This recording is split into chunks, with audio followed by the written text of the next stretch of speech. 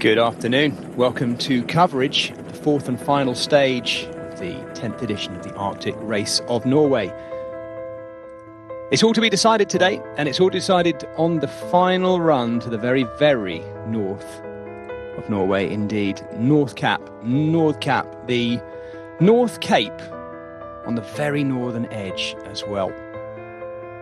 And there is just 1 second separating first and second in the general classification between Stevie Williams, the Welshman who won yesterday for Israel Premier Tech, and Christian Scaroni. My name's Jez Cox. I'm just going to ask Ian Field, my colleague here, to talk us through these early pictures, because I've got a little bit of a picture loss. Hey Ian. Stage 1 saw a breakaway of 6 riders eventually brought back as we headed towards the final climb. It was Daryl Impey who went on the attack, but ultimately Darnese took out the stage win and the yellow jersey. Stage 2 was almost a carbon copy of a breakaway of 6, duking it out for those early KOM points and sprint points. Crosswinds caused havoc in the open sections and the bridges. But in the end, it was Gazzoli that took an Astana 1-2, while Noah Hobbs moved into the yellow jersey. Once again, yesterday, a breakaway of 6 duked it out. Van Hemelen picking up all of those King of the Mountains points and ultimately wrapping up that jersey before Stevie Williams took out the stage and the yellow jersey. Thank you, Ian. That was yesterday. They rode through some reasonable weather yesterday. It wasn't quite as wet as the day before. Stage 2 was really damp. Let's check out what they have in store, though, on this, the final day. Heading off on the same opening 44 kilometres as they actually rode yesterday. They don't have to cross from the island where they started yesterday, but they do go through the same sprint point in Skadi and then over Skadi Summit. They've already done that today. And then that was the point there at Oldefjord where they went westward yesterday. Today, though, they hug the eastern edge of the very edge of the north of Norway. They then go through a big tunnel to take them onto the final island that leads to the Nordkapp, the North Cape. 2 all-category summits on that island to get to the North Cape as well, and they should be a really interesting setup to that finale. Again, it's an uphill finish, just as we've had every single day of this Arctic Race of Norway. But 2 all-category climbs, 6, 4 and 2 points available on them. We already know that our King of the Mountains jersey, that wonderful peacock jersey, has been won by Vincent van Hemelen, who went in the break again yesterday. He has an unassailable lead. Ian Field has worked out that Johan Ravnoy could have gone in the break today, and it's, by the looks of it, he hasn't done that, because he certainly didn't win points in the first King of the Mountains for today, which has gone. He would have to win all of them, and he would finish on the day and on the race 1 point behind Vincent van Hemelen, so he is unassailable. That was the result of the first sprint, though, in Skadi. It was Noah Hobbs, former wearer, of course, of the yellow jersey and of the blue jersey as well. So Noah Hobbs picking up the points there and moving himself up into third behind Christian Scaroni and Clément Champoussin on points. We might be about to see it, but I don't think we are, because shortly after that, this is live pictures, by the way, Sebastian Schoenberger went over the Skadi Summit, taking the 3 points there on that standard category climb ahead of Fergus Browning of Trinity Racing and Hamish McKenzie of Jaco Alula. These are live pictures, and this is the remnants of our breakaway that we had that's been surviving really since the start of the Skadi Summit climb. There were about 19 riders in there, but that looks like it might be a little bit less now. You can see the gap, though, behind them. This has been a breakaway all about trying to get those early points.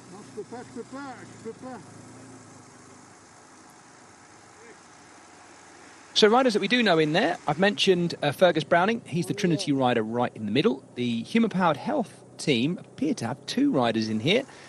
Sebastian Schoenberger is one of them, and as you can see, it's not going to stay like this, because we've got other teams pinging riders across that gap to get across to them. It's quite a big wide road at this stage as they ride across the middle of the far north of Norway. If you've not been following the race all week, we're in Finnmark, which is the most northerly county of Norway, and we're riding to the most northerly point of mainland Europe, the North Cape, overlooking the Barents Sea, looking northward towards the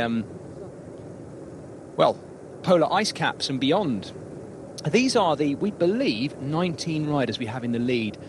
I reckon, though, Ian Field, I'm not even going to get the chance to rattle through them before they get either caught or joined by others, because that's a very, very close gap behind them with almost exactly 100k to go. Who do we know that is in here, though?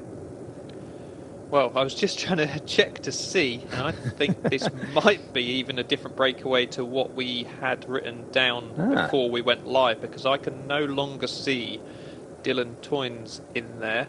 But I can see Noah Hobbs. The unmistakable shoulders of Noah Hobbs is in there for the Groupama FDJ Continental Under-23 squad. There's at least one DSM rider in there as well. Obviously one Jaco Alula rider as well. And it looked like more riders trying to fire off the front as they hit that small rise, and I think you mentioned it yesterday, it would have been great to see how the breakaway developed in those previous stages. It looks like we're going to be treated that today.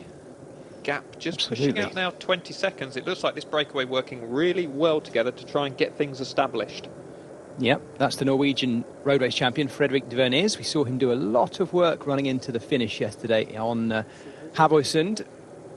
Just while we watch it forming, I'm looking to see if that is Fergus Browning. I'm not sure it is, actually.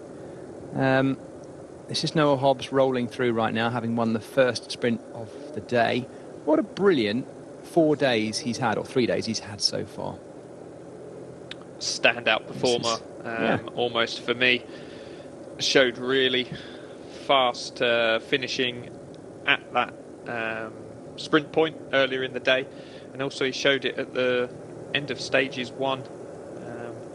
Did a really good job yesterday, desperately trying to hold on to that yellow jersey, but ultimately couldn't quite hang on those final finishing climbs, and I'd expect to kind of see a similar situation with him today. For anyone that hasn't checked the road book, it is very similar to yesterday's stage, so 171.4 kilometres total and just over 2,000 metres of climbing to be done. And then once again it's back-ended with 2 finishes, 2 first category climb finishes. First one is Skipsfjord Summit, which is 4.2 kilometres in length and an average gradient of 4.2% with a maximum gradient of 8%, and that comes around about the kind of middle of the climb, and then it levels off ever so slightly, and we kind of almost finish with, we summit with 6.4 kilometres to go, the Vestfjord Fellet Summit, which is 3.1 kilometres, an average gradient of 7.4%. It maxes out at 9.5%, and that gradient hits them right from the bottom. Once they crest there, it kind of rolls up and down ever so slightly, ultimately a little bit uphill in the final kilometre to the finish. So once again, a super tough finish. Yeah. I am conscious that some of the people tuning into this might not have been watching other things during the week, because we've had the Vuelta a Burgos, the Denmark Tour and the Tour de la Moselle on. They've all finished, I think, to make way for the BEMA Cyclassics, the men's World Tour race in Germany, of course, today. It sets up a week, of course, where the Deutschland Tour starts this week, and the BEMA Cyclassics timed to be the big World Tour one-day race on the Sunday, and the Deutschland Tour of Germany starts on Wednesday with a prologue. I say that because I'm going to be there, actually on the ground at the prologue, which would be a nice change for me. So looking forward to a bit of German flavour with the racing coming this week on my Todd over there, Ian. It would be lovely to have you with me, but I'm afraid it's not going to pan out that way. I'm going to be waffling away to myself, which is not for the first time. These are beautiful shots on the eastern edge of Porsanger Halluve,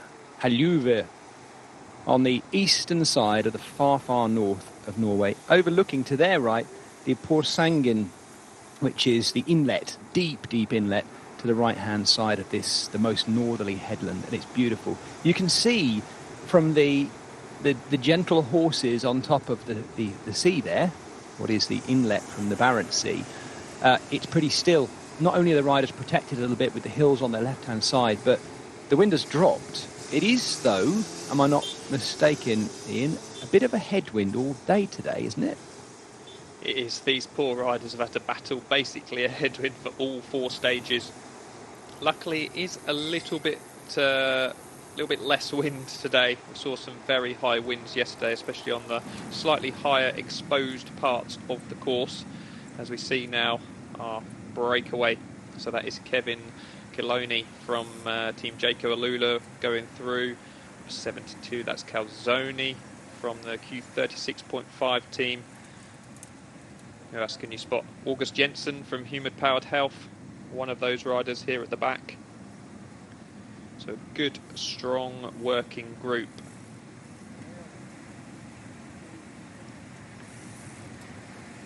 That's Eva Knotten from the Norwegian team. Yeah, there's 2 in there for the Norwegian team. So just missed the number of the rider right at the back there. But this is interesting because Dylan Teuns was in an earlier breakaway. He's picked up the 1 second at that first sprint point that Noah Hobbs took. Noah Hobbs taking that first sprint point, presumably, Ian, for the blue jersey points to move up to third at the moment in that classification. But second and third places at that sprint point were taken very definitely by general classification focus riders. It was after only 21k. Kevin Van Market getting the 2 seconds, as you mentioned, I think, and Dylan Teuns getting the 1. It's only 2 and 1 seconds, but on the general classification going into today, Kevin Van Market was 11 seconds down, and Dylan Teuns 12 seconds down. So the riders in 4th and 5th picking up those bonus seconds there for what it's worth. The tiny gap is the one between first and second on general classification this morning. Stevie Williams and Christian Scaroni, the Italian rider of Astana, who sits second, 1 second down.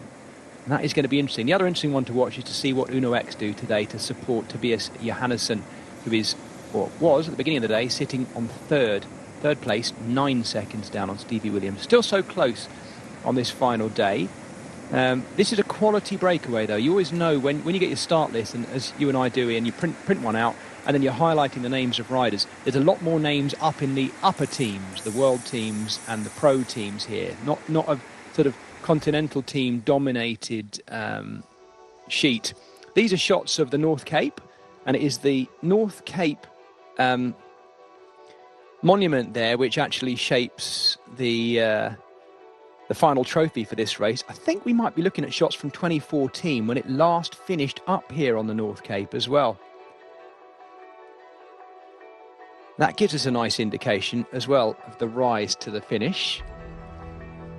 Gradual slope, but what a definitive end point as well, right there on the most northerly point of mainland Europe. Right, so you mentioned Walter Calzoni. We've got a few more names, haven't we? Frederic de Vernes, as we said, is the Norwegian national champion there. I think Cofidis have got Hugo Tumiri in there, man with probably the best moustache in men's pro cycling right now, as opposed to junior men's pro cycling.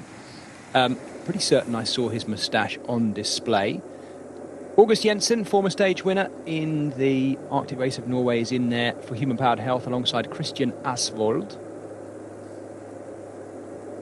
Alessandro Vere, the Italian for Arkea Samsic, is in there too. He's the lowest placed rider here on general classification. Best placed rider in that breakaway is, there's 2 of them I think, Frederic de Vernes and Kevin Colleoni, the Uno X rider and the Jaco Alula rider.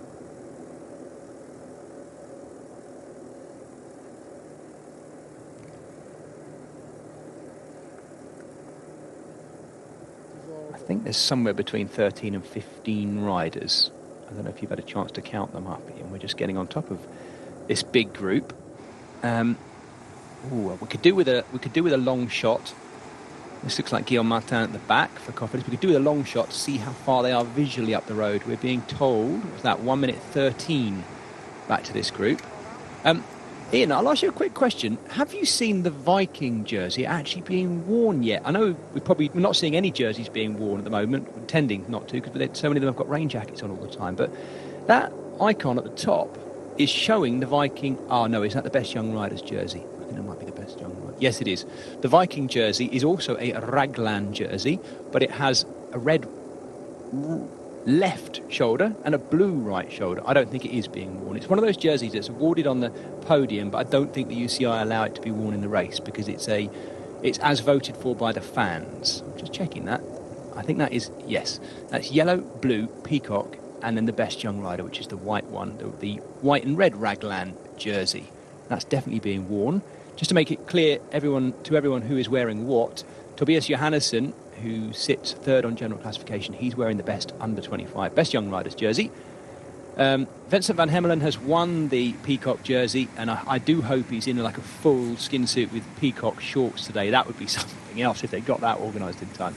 That would be brilliant. That would be absolutely brilliant. That would take quite some pre-planning to expect him to win the Kingdom Mountains jersey and come with a full peacock skin suit. But I would love to see that. A really good, probably quite, what should we say, well-heeled clothing company would have turned one out like that just for the publicity. Christian Scaroni's wearing the blue points jersey. It's nice actually because we actually have all the actual holders for the first time in this race wearing their actual jerseys. Scaroni with a 1 point lead over Clément Champoussin, that big sprinter.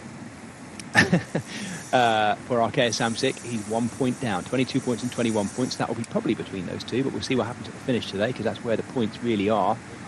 And Stevie Williams, the Welshman who won yesterday's stage up to Havoyson, the finish there, arguably the slowest sprint finish I think I've ever commentated on, ever. Such was the force of the headwind and the tough end to yesterday's stage. He leads, as I say, by only 1 second over Christian Scaroni. The stage winners, just to make sure you're fully up to date, it was Alberto Danese who won going into Alta on Thursday for stage 1, ahead of Noah Hobbs and Clément Champoussin again. And then Friday's shortest stage between Alta and Hammerfest was won by Michele Gazzoli, the Italian rider for Astana, Kazakhstan, in the blue. Slight surprise to us on the day where Astana got the 1-2 as well between him and Christian Scaroni. Christian Scaroni now, who stands a pretty good chance of winning this race if things come back together. There is our race leader, though, Stevie Williams, in that beautiful Midnight Sun jersey. It's so named, of course, to reflect the sun at this time of year in the summer in the far north of Norway, above the Arctic Circle, where it barely sets. Orangey to the base and yellow, light yellow towards the top as well. And wouldn't you know it, marked by an Astana rider. Can't see his number there either, but that's going to be an interesting one, Ian, particularly just to watch Astana as we watch Vincent van Hemelen come through, our King of the Mountains winner, should he get to the finish, which I'm sure he will. But it will be interesting to watch Astana in this situation, won't it? Because I think I was very guilty. I'm not sure. I think on Thursday on stage 1, I looked at that Astana team and I actually foolishly said I wouldn't be surprised maybe if we don't see too much of Astana. But actually, these stages and the uphill finishes really seem to have suited them. So I wonder how would they play this today? If you were their DS, Dmitry Fofanov is their DS today. How is he going to win this? It's only a second, but how's he going to win it? I think it's more than likely that we didn't see huge differences in terms of the climbing abilities, mainly because all the climbs we've seemed to have had this week have been block headwinds, and today's no different. So the riders will once again come across that block headwind to finish, which makes it very, very difficult for anybody to be able to break that elastic and actually get away on these climbs. You'd need to be so much better than the rest to be able to forge a gap and then able to continue with that all the way to the line. So I would say, given what we've seen, you're going to have to gamble a little bit, and it's going to come down to those bonus seconds on the line. Scaroni has shown a quick finish at the end, but as we saw yesterday, Williams was just that little bit faster and the fastest man on the day yesterday. So I think you're going to have to use your teammates well. They've got a number of riders that could help out in terms of a bit of a lead out towards that finish, but they have got to get over those climbs, obviously, to stand any chance of helping. One rider I did want to point out was Gareth Foley. Crashed quite hard yesterday into those rocks, and he has taken to the start today. Just did see him at the back of the peloton there. I'm sure he's a little bit sore after that crash, but couldn't be too badly hurt because he was taken to the stage today, and that's good to see. They have got Gazzoli, obviously previous stage winner earlier in the week, but yesterday showed perhaps he hasn't got the climbing legs to get over those steeper, longer climbs to be able to help out at the finish. So it'll be interesting to see who can. Seen a few of them grouped well together, maybe 15 riders back, but everything today looks like it's falling onto Israel Premier Tech's shoulders to just keep this breakaway in check. Obviously one team that we've seen all week working so well together. But at the minute, nothing really to show for all their hard work, and that's Uno X. Talking about those jerseys, the white jersey, the under 25 jersey, Johannesson is in that. But as you said earlier, Kevin van Marker took 2 bonus seconds, which drew him a level on time in that competition. So not only the yellow all up for grabs today, but that white jersey as well. Couldn't be any closer right now. Kevin van Marker, of course, who we know is in really good form. Those of you who are watching the Elite Men's Road Race as it came into Glasgow last week, 2 weekends ago now, actually, because it was the opening weekend of those Super Worlds up in Scotland. He led onto the circuit and was leading for quite a bit. I think, if memory serves me correctly, maybe the first couple of laps, or at least a lap and a half. Kevin van Marker, the American, obviously in really good form, no doubt confident from that too.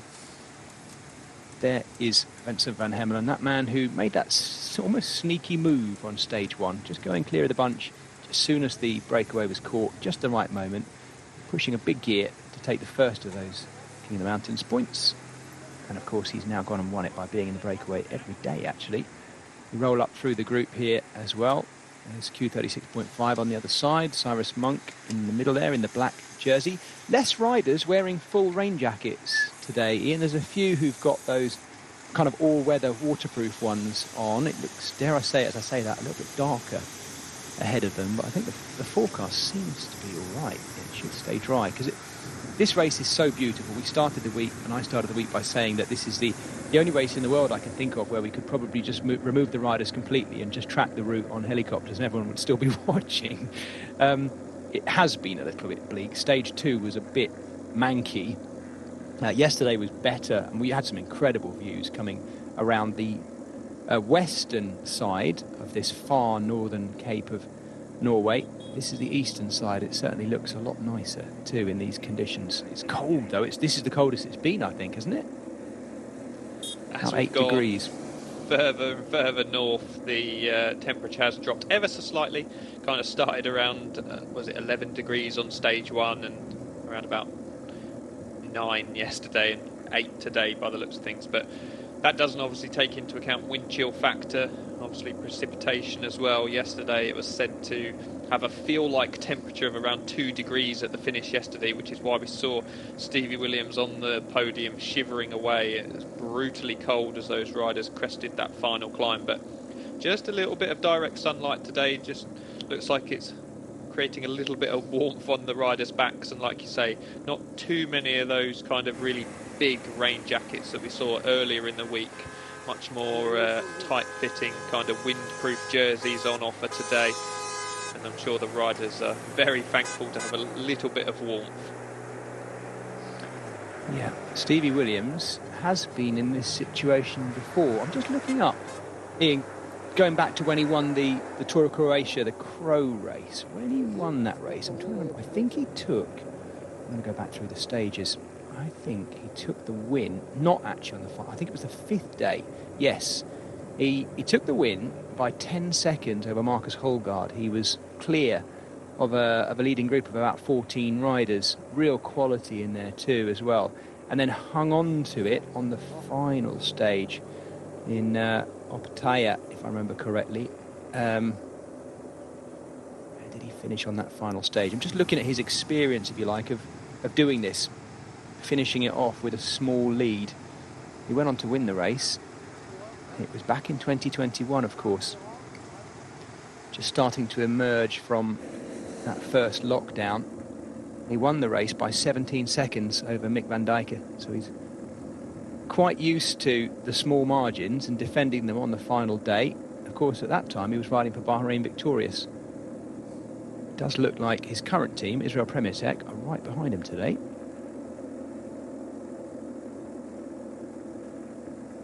So the gap is going out. It's nearly 2 minutes now, 1:51 for this lot, who, when we came on air, did look, didn't they, as if they were going to get caught. In fact, I was convinced they were going to get caught. It was pretty close, a matter of seconds. And then wouldn't you know it, of course, it didn't happen, and it started to creep out again. Yeah, 15 riders at the front now, and 3 of those riders are only 1 minute 33 seconds on the GC, so three of those riders technically taking over the virtual lead of this race, but looks like Israel Premiertech have got this all under control. Just battling that cross headwind on that section. Looks more like a block headwind on this section as they kind of, very subtly change direction around these headlands. But it's really interesting that they're going to have to use up their team controlling this one today. It's a big breakaway, a big strong breakaway of 15 riders. So that's potentially going to leave kind of Dylan Toynes and Stevie Williams a little bit exposed, perhaps a little bit isolated towards the end of this race on those climbs. But they've shown with the legs to be two of the strongest in this race, so it should be okay. Whether Astana can use their numbers to put them under pressure, though, perhaps in the crosswinds before we even get to those final climbs, will be interesting to see. Because right now, here we see it again. The road just rises up and becomes a little bit more exposed, and immediately our breakaway turned into a bit more of an echelon kind of shape. And as we saw in the peloton yesterday and the previous days, any sort of exposed crosswinds, and this peloton could be ripped apart if one team decides to. Just seeing one of the Trinity riders going through, Tobias Nacken, riding for them, the Norwegian rider, so kind of predictable that he'd be in there. I think Trinity, they did miss a break yesterday, didn't they? But they've been very good at slotting their riders in there in that very easily recognisable, undescribable Trinity jersey. Here they come up into a feed zone as well. This is quite a big group of riders, 15 of them, to get a feed. Thankfully, they've got a fair few cars behind them as well to service them. I'll remind viewers, maybe who are joining us on this Sunday for the first time to see the Arctic Race of Norway, they pride themselves, the race organisers, ASO, who are the Tour de France organisers, and Vuelta organisers, it should be said, amongst other big races. And they pride themselves in this race in particular of having the greenest convoy, because all of the race vehicles are electric. Now, of course, I'm not silly enough to not think that that power all comes from somewhere. But we're up in the far north of Norway, where a large proportion of their power does come from wind as well. We didn't get a chance to see the enormous wind farm at the end of stage 2 because it was so murky up there. But that is something that marks this race, and it'd be interesting to see. I guess, Ian, actually, it's quite a good thing that this race is organised by ASO, who also organised the Tour de France and the Vuelta, because there could be some of the real greener aspects that are being pushed in this race that might find themselves filtering down into, or filtering up, maybe cascading up into other parts of our sport at the very, very highest level. It would be a good thing. I do hope so. We've seen, very vigilant with the areas that riders can't drop litter and drop their bottles, especially something. I mean, look at the landscape. Don't want to be littering. Well, you don't want to be littering anywhere, but somewhere as beautiful as this, it makes even more sense not to be throwing your wrappers down, etc., taking those back to the team cars or dropping them to the Swannies as you go through the feed, etc. Just little things really do add up, and a huge change going to all electric cars in the convoy. I'm sure it makes for a rush at the end of the day to get plugged in before anyone else at the hotel. But I'm sure there must be a huge kind of bank of chargers for all these cars, otherwise couldn't really take it in turns to use kind of 4 or 5 like a normal situation. So hats off to the organisers for trying to make this race as green as possible. One thing I should be clear on, by the way, we've talked a little bit about these roads. Yesterday's road, they followed up the west coast, was the Route 889, okay? Today, they're following the east coast, the E69. Now, I have seen a few people on social say, look, it's a beautiful view, but it's quite a long, straight road. Let me be clear. These are the roads. There are no other roads. That's it. There's one road that goes up the western coast and one road that goes up the eastern coast. And that's why yesterday we went up the west side, today we go up the east side. And they are spectacular. I must admit, Ian, watching these, and we've had a fair bit of correspondence on social media from people who have ridden these routes, and quite a few photos and videos from people who've ridden up to the North Cape. It must be quite some road to ride, not least because of the view around you and the open expanse of it and everything, and the really fresh, cold air, even at this time of year. But also the road surface, which, as we've noted so often, is so good. by the looks of it, and it continues to be today. We can still see the scrapings from what I believe is from snow ploughs, because of course in winter this is very much covered with snow, a lot of it. I mean, some of that might even be from snowmobiles and what have you. They make their way along it and sort of gouge the road a little bit, but as we did say, the good thing is that scoring on the road is all in exactly the direction in which you're riding. It's not across the road either, so certainly haven't seen any of the riders complaining about the road surface this week, or the views, for sure. No, it's quite remarkable considering the winters that these roads have to put up with, that they're in such good condition. As we see the peloton now going through the feed, it's always a dangerous point in the race as riders desperately trying to switch right, pick up these Musette and other riders kind of riding into the back of them, etc. See Stevie Williams just drop his gel there. Being handed I think he dropped it and then caught it. That was quite impressive. It was a sort of a flick of the hand and just managed to get a finger on it, didn't he? Or he might have dropped one and caught the other. Maybe. Like, but we see now this is a good situation here. It just shows, so Israel have got to do all the work today. They've got to stabilise this gap to the breakaway. But what they can do is not give everyone a completely free ride behind. And you see now Uno X having to form their own little mini echelon behind. This is what I've been on about all week. It takes a huge amount of confidence to start that second echelon when things are really kicking off. But you see now when things are a little bit calmer, it just makes complete sense for that first few Uno X riders to move out so that their team leader is actually getting some shelter in the gutter rather than everyone lining out behind Israel. It's a little cheeky move from them, just making sure that although they are doing the majority of the work on the front of this peloton, that in these crosswind sections they're not just giving everyone a completely free ride behind. No, once again we can hear that ripping wind. Partly the wind moving past our camera motorbike, but also just blowing across the riders, across their faces, because this is still mostly headwind at this point. As they continue onwards, they have about 20k to go to the next sprint point. And I guess the question I was going to ask you, Ian, and then maybe by saying 20k to the next sprint point, I'm answering my question. Why is Noah Hobbs in there? Do you think it is about trying to get... He's moved up, hasn't he? Do you think it is trying to get that blue jersey outright?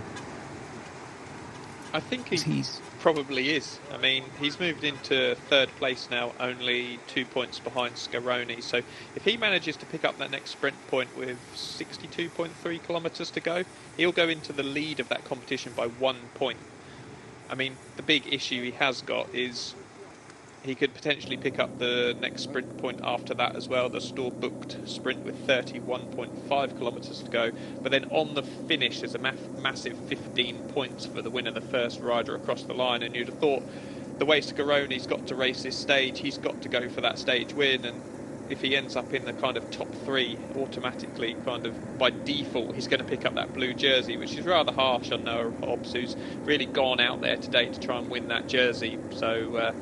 perhaps an unfortunate situation, but if you don't go out there and you don't try, then you stand no chance at all. No, and he's doing it the right way. He's looked really good all week, not least in his defence of the jersey as well, battling to try and save it. Yesterday, that's who is wearing the jerseys. All the actual holders of the jerseys is two, with Johannesson in that Best Young Riders jersey, Stevie Williams in the Midnight Sun jersey.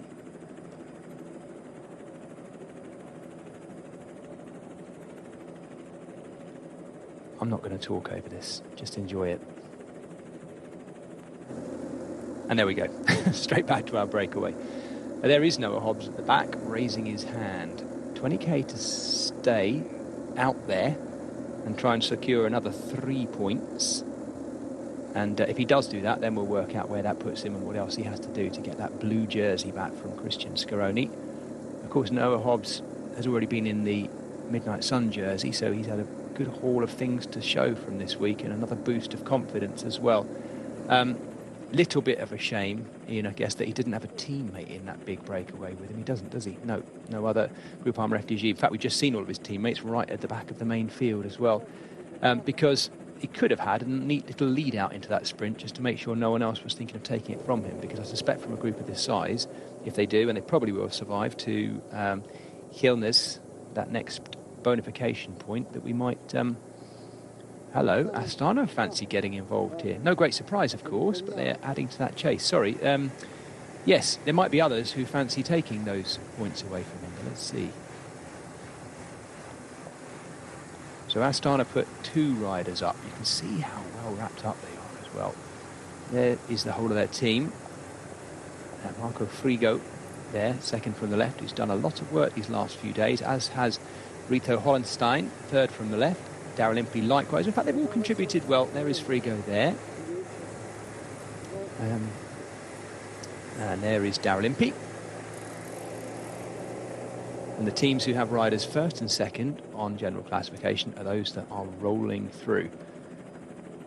What an absolutely beautiful valley. In actual fact, it seems to be a bit greener on this side of the headland, Ian, doesn't it? You could that could be the Lake District in England or somewhere like that you're rolling down.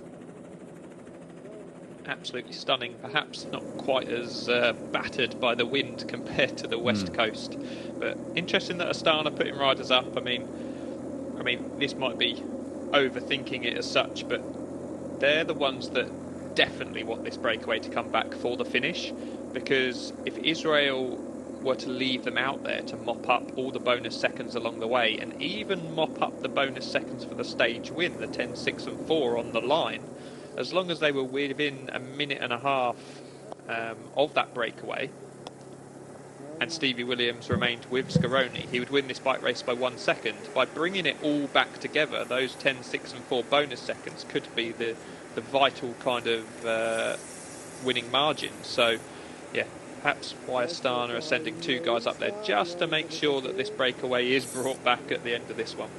It's going to make for a really exciting finale then as well, as we are looking to see whether Stevie Williams can hang on.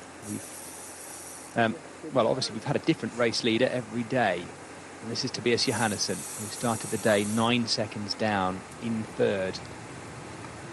The Norwegian superstar, one of those, what should we say, expected riders of his generation, not least because of the way, not least because he won the Tour de l'Avenir, the Tour of the Future, the Tour de France of the Future, but it's the way he won it as well. He and his brother absolutely bossed that year's race a couple of years ago.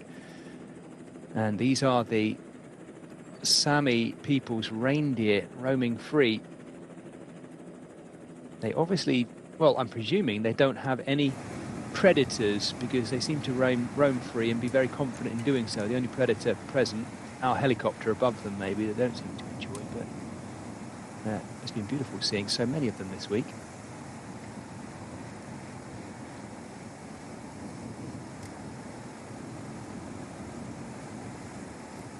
And this is the shot tracking in behind the Equipo Kern Farmer rider, Pablo Carrascosa on the green with the black shorts there. Talking about those bonus seconds, to show how important they've been this week, the top 5 riders in the GC are kind of all there due to those bonus seconds. So riders 5th to 8th are 12 seconds behind. They've not actually lost any time as such, they just haven't picked up any bonus seconds. So it just goes to show how important those bonus seconds have been so far this week. Wonderful shots of that lake up there, looking down on the North Sea.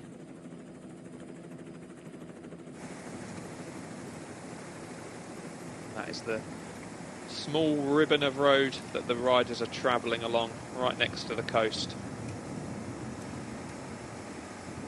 As we see now, that's our breakaway. Noah Hobbs coming to the back of it. All working well together. They've got no passengers at this point in the stage, so that gap just continues to rise ever so slightly, up to 2:16 now. So let me roll you through everyone who is in there for those people at home. We have 7 Norwegian riders. They are Jonas Widerberg, Jonas Widerberg of DSM. Where is he in that shot? Right up at the front with the blue stripes down his back. The other Norwegians, the 2 Norwegian national team riders, Ludvig Holstad and Iver Notten, in the really smart. I love the Norwegian national kit. I know I said that yesterday, but there's just something about it. It's so simple. The red top, black shorts, and the blue and white stripe across the middle. It's really clean and neat. I know I'm a slightly odd one in that I also love the peacock jersey. I think it either needs to be, for me, it needs to be really simple or totally bonkers. And we've got both extremes of that there. 2 human-powered health riders in the week in which there's been so much talk about that American team and its future. The women's team secure, but the men's team teetering on the edge of disappearing. And we do wish them well because they've animated our sport so well over the last few years. The 2 riders they have in there are both Norwegians, August Jensen and Christian Asvold. August Jensen, former stage winner in this race too. The other Norwegians, Fredrik Vernes is their national champion, riding for Uno X. He is in there too, as is Tobias Nacken, the Trinity rider. So that's the Norwegians all taken care of, all 7 of them. We have 3 Italians in there in a week, which has been great for the Italian riders. Alessandro Vere of the French Arkea Samsic team, and Walter Calzone of Q36.5. A kit which from a distance looks a little bit like the Trinity kit in its kind of grey-silver nature. That's the Italians. Oh, Kevin Caglione is in there as well for Jaco Alula in this group of 15 riders. We have 1 British rider, and that's the former leader of this race, Noah Hobbs, who's out there to try and see if they can survive to Hjelnes to pick up, he would like, 3 blue jersey points there if he can.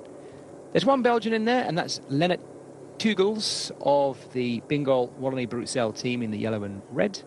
And then there is 2 Spaniards. There is Rodrigo Alvarez of the Burgos Biache team in the purple and kind of light purple and kind of pinky colours, almost purple and red, the Burgos Biache kit. And the other Spaniard in there is the second lowest placed on general classification in here. That is Pablo Carrascosa of the Kern Farmer in the green kit. As we look across the sea to the eastern edge, we go inland a little bit now as well. Our breakaway will head a little bit further inland before they get to that sprint point.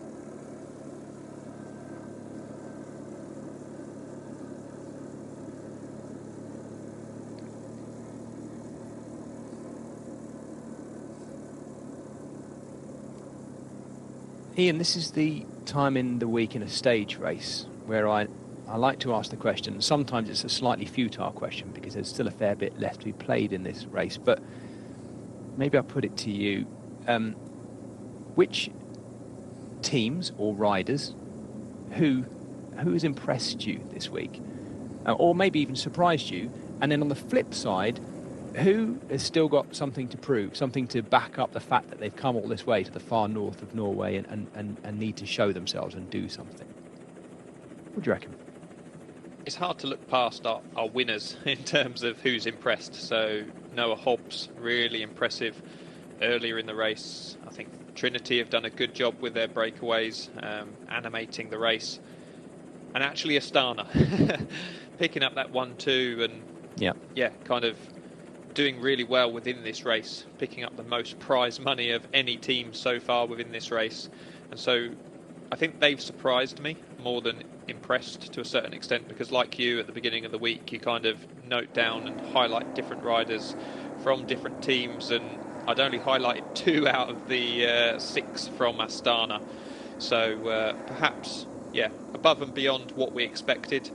I think in terms of maybe underperforming or disappointing, I don't know which way to say it, for the amount of work they've done, Uno X, just almost nothing to show for it. They got Johannesson currently 3rd overall at 9 seconds, leading the white jersey competition.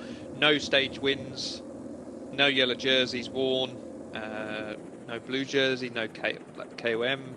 I mean, the only time they've been on the podium was because the race organisers gave them the most combative team award, which I remember seeing them on the podium and we couldn't really work out why they were all up there. It's in fact the red numbers who, if you don't know, it's normally awarded to the most combative rider. They gave it to the entire team that day, and they were very impressive as a unit. They managed to split the race twice into absolute pieces within the crosswinds, but ultimately come the finish, they got nothing from those days. I mean, I might be completely proved wrong and everyone's on their knees by the time we get to these 2 final climbs today, because Uno X have made this 4 days of racing so hard, and Johannesson breaks away and wins by 15 seconds to take the yellow. But right now, huge amounts of work from them this week, and I think they've learnt from earlier in the week, and just sitting back, going to use their numbers towards the end of this stage to try and split things for Johannesson,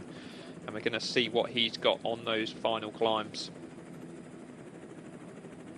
Well, as I mentioned, our breakaway, and now as you can see, our peloton are riding a little bit further away from the sea. They come back to it a couple of times before they get to that sprint point.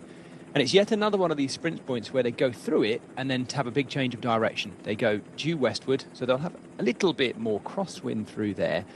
But I don't think the wind is strong enough today to really make a big difference. But this is really exposed countryside, isn't it? I mean, I talked about the vast majority of the north of Norway being above the tree line. We've had a few more trees in the valleys and things on the western side as we made our way up there yesterday. But on this eastern side, it's a pretty treeless affair. If the wind had chosen to really rip through here, I think it could have been a smash fest or a hammer fest, dare I say it, but it hasn't today. They've got about 13, 14 kilometres an hour wind in their faces as well. Like that? Yeah, down the bottom right there you can see the average speed, or the current speed I should say. So the peloton, according to that at the bottom there, going just about a kph on average faster than this lot who are rolling through. And you can see how much they are having to tuck down today once they get on the front into that headwind, just to make the most of their aerodynamics. Talked a little bit about kit, by the way, before I forget to mention this. Ian pinged me a message just before we came on air, and sure enough it was a photo of new world champion Mathieu van der Poel. We mentioned in our coverage yesterday, of course he's going to go all white, and he's riding in a criterium, big criterium in the Netherlands today. First opportunity to be racing in that white world champions jersey, and yes, of course, he's gone full white shorts. I don't know, was it a skin suit or was it a jersey and shorts? It was definitely all white anyway, and of course he looked ridiculously cool. There's, you know, that just goes without saying, doesn't it? But it was a fine look. It's of course a look we've seen a number of times on the cyclocross circuit. And Ian, you're a man as a 5-time British champion at cycle. 5 times? It is 5 times. Yep, I think yep. I said it was 7 times before, but I was confusing you with a certain Texan. You know?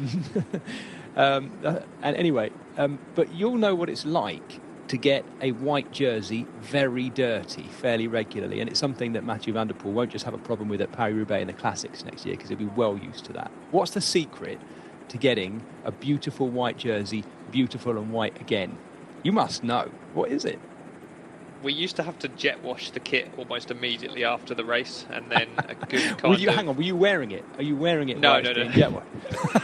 No, throw it on the floor and jet wash it, and then kind of a different bucket kind of soaking process before it went anywhere near a washing machine. So yeah, quite the process to keep those white jerseys white. But as you say, yeah, Mathieu van der Poel looking absolutely resplendent in that world's jersey, and especially painted canyon with a beautiful rainbow stripe all the way down the top tube and kind of wrapping around the top of the head tube. So I'm sure it's all over social media by now, and go and check it out, because it's quite a sight to behold.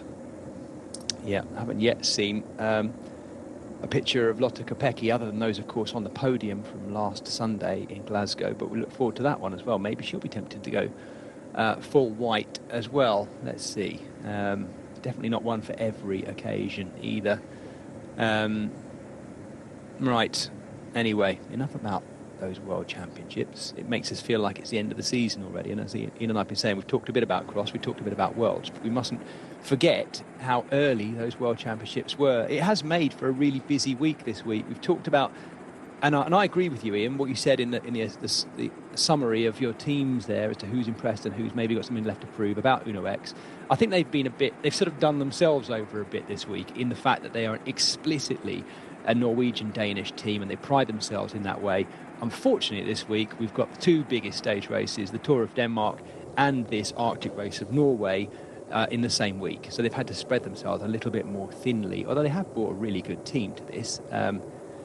And we might well be looking at a day when Tobias Johannesson shows that he's been holding things back a little bit and takes off in the run into North Cape. It is a tough finale. And I remember the stage because I was doing commentary on it live in the Tour de l'Avenir when he went on to win that race. And I remember the final stage, actually. It was a run-in that had multiple big ascents. It was on the edge of the Alps, not deep in the Alps. And if I remember correctly, Carlos Rodriguez won the stage.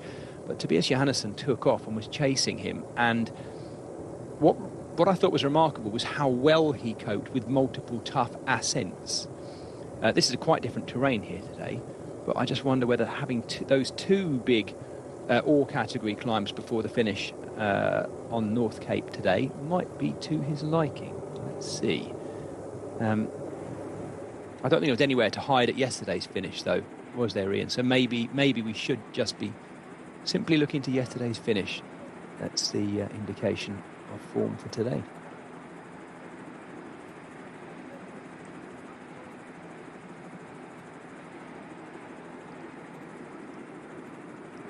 So with 68k to go, that means we only have about 5 kilometres to go to that sprint point in Hjellnes. And you won't need me to tell you, but it's got a little bit darker, and there's a few more spots on the protected camera lens of our hovering helicopter here, which watches a peloton, it is one line into that headwind, isn't it? One long line. We watch the speed going up a little bit. 2 minutes and 48 though, still hanging on well and looking very good for our British rider to take that, Noah Hobbs, to take the 3 points in Hjellnes. This is going to be interesting to watch. See whether he can do it. All of his teammates sitting back there at the back of the peloton. Not much they can do to help. No, they're rather bookended in this one today, aren't they? But he's shown all week to be probably the second fastest in the bike race out of everyone, and only Darnese showed a faster set of legs on stage one. And I'd have thought Hobbs, as soon as he gets his timing right, he's actually been winning these intermediate sprints rather easily. So yeah, look to him to take out the 3 points and the 3 bonus seconds along the way, although yeah, the GC's kind of gone now for him after yesterday's stage, but desperately trying to get himself back into that blue jersey. And if he does pick up these 3 points, that will put him into the virtual lead of that classification on the stage. Noah Hobbs there, as we talk about him, right in shot. He's built like a big bunch sprinter, isn't he? As I say, he's matured as you would at that age. He is still 19 years of age. Filled out a little bit, become more muscular since I first commentated on him as a wee lad, a whippersnapper no less. I think, and I've seen in a stat somewhere, that he's originally from Barnstaple in Devon. So I'm wondering, and I don't know this, but I'm wondering maybe he was born in Barnstaple in Devon, where there's been a stage finish of a Tour of Britain, I think, if I'm not mistaken, in Barnstaple. But I'm pretty certain he grew up just north of London, because he was racing a lot on the circuit near to me, and was a rider on the Lee Valley Youth cycling team as well, which had brought through quite a lot of very talented youngsters coming out of the south of England. We will watch him to see whether he can hoover up those 3 points in Hjellnes. Shortly after that, they go through the North Cape Tunnel. And what I haven't been able to find out actually is how long it is. It takes us from the edge of the mainland onto Magaruya, which is the island that the North Cape is on. It's not massively far between there and the mainland, but it is wide enough to have a shipping channel going over the top of it. So I must confess, having a small football game backing up to the start of today's stage, I ran out of time to look up the length of that tunnel. And you'll notice, folks, around the world, as you watch this, that Ian Field and I, 2 Englishmen, we haven't mentioned the football game just yet. If you didn't see it, England won. They are the new women's world champions. Yes, they didn't win. Right. It was a good game, though. I don't often get to talk about football. I don't actually watch that much football, but it was Yes, it was a little testy affair. Ian and I were both watching in different places and messaging each other, a little nervous about things. But congratulations to the Spanish women's team. Genuinely, it's been brilliant between the Europeans and the World Championships in football to watch the growth and the blossoming of women's football on the international scene, and particularly here in the United Kingdom. It's been brilliant to watch. I have a lot of family over in Australia as well who said that England-Australia game was just dominated everything in Australia. In fact, I believe it was the biggest television event in Australian history by a number of people watching as well, which is quite incredible when you consider that soccer is not, or hasn't historically been, one of their biggest sports there. But women's football seemingly really, really popular as well. So yeah, from us in the cycling fraternity, a big well done to everyone that's been involved in that World Cup. It really has been spectacular viewing, even if it was slightly difficult viewing today. Any comments to make on the football, Ian Fields? Football correspondent? No comment. I tell you what, though, if we'd won, we'd have had a right load of comments to make. We wouldn't have even mentioned the racing yet. That's all. Do you want to hear about the Nord Tunnel? Yes, go on. How long is it? Can I guess? Can I hold it a second? Can I guess looking at the map? I'm going to go with it being I'm going to say about 3 kilometres in length. You don't know the length, do you? Oh, right. So a very long tunnel, in fact, and it goes to a depth of 212 metres. Wow. I'm going to write that on my map. 6.8 kilometres. Right. We're going to have to think of some interesting things to talk about through there, because the landscape might not be so good. I presume we won't have live images through there. Yeah, that's a good point. We won't be linking it up. What are we going to do during that time? We hope there's enough gap between the breakaway and the breakaway. Need to get a shake on. We might see some of them through there. Well, there we go. Right, that might be a good time to make a cup of tea at home, by the way, folks, if you're hoping to catch the end of this. That's a very good point. I hadn't considered that. I don't know whether there'll be something in place there to link up pictures. We shall see. It's Vincent van Hemelen on his whacking head tube there of that Eddie Merckx bike. It's a big old frame, but it's a proper high position, that head tube, isn't it? Watch his teammate just behind him with probably more a size medium. He's a big, tall guy.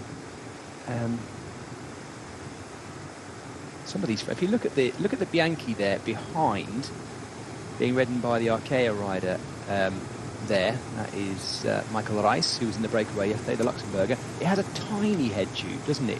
It can't be more than about 100 mil, and that very upright stem. There's such difference in the geometry of these bikes, isn't it? And that is a particularly long one on that Eddie Merckx that's under Vincent van Hemelen.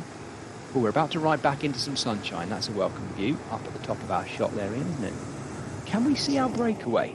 Ooh, just cut away in time there. I think they're about to ride into the sun by the looks of it.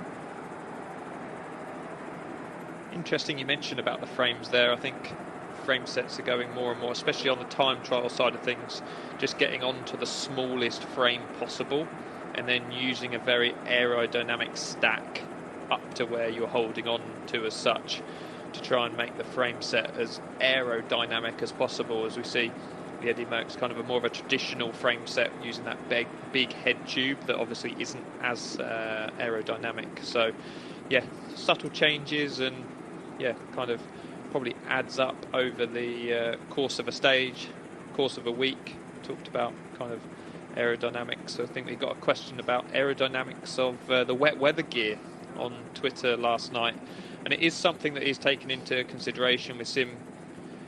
You only have to go back maybe 15 years or so that the rain capes that these riders were wearing were super baggy and would have been costing, I mean, we're probably talking 50-60 watts if the wind was in the wrong direction, as such as we've seen this week with headwinds, with those old school really baggy rain capes that we used to see riders wearing. But now riders tend to wear, as we see on shot now with the Kern Pharma team, that kind of figure hugging, short sleeve, windproof, showerproof design top that kind of Noah Hobbs is wearing as well. They all seem to be wearing that as long as the rain isn't actually coming down hard. And yeah, huge saving in watts over an old school kind of jersey that we'd have seen previously. But 1 kilometre to go now until that sprint point, and I'm sure Noah Hobbs will be coming to the fore.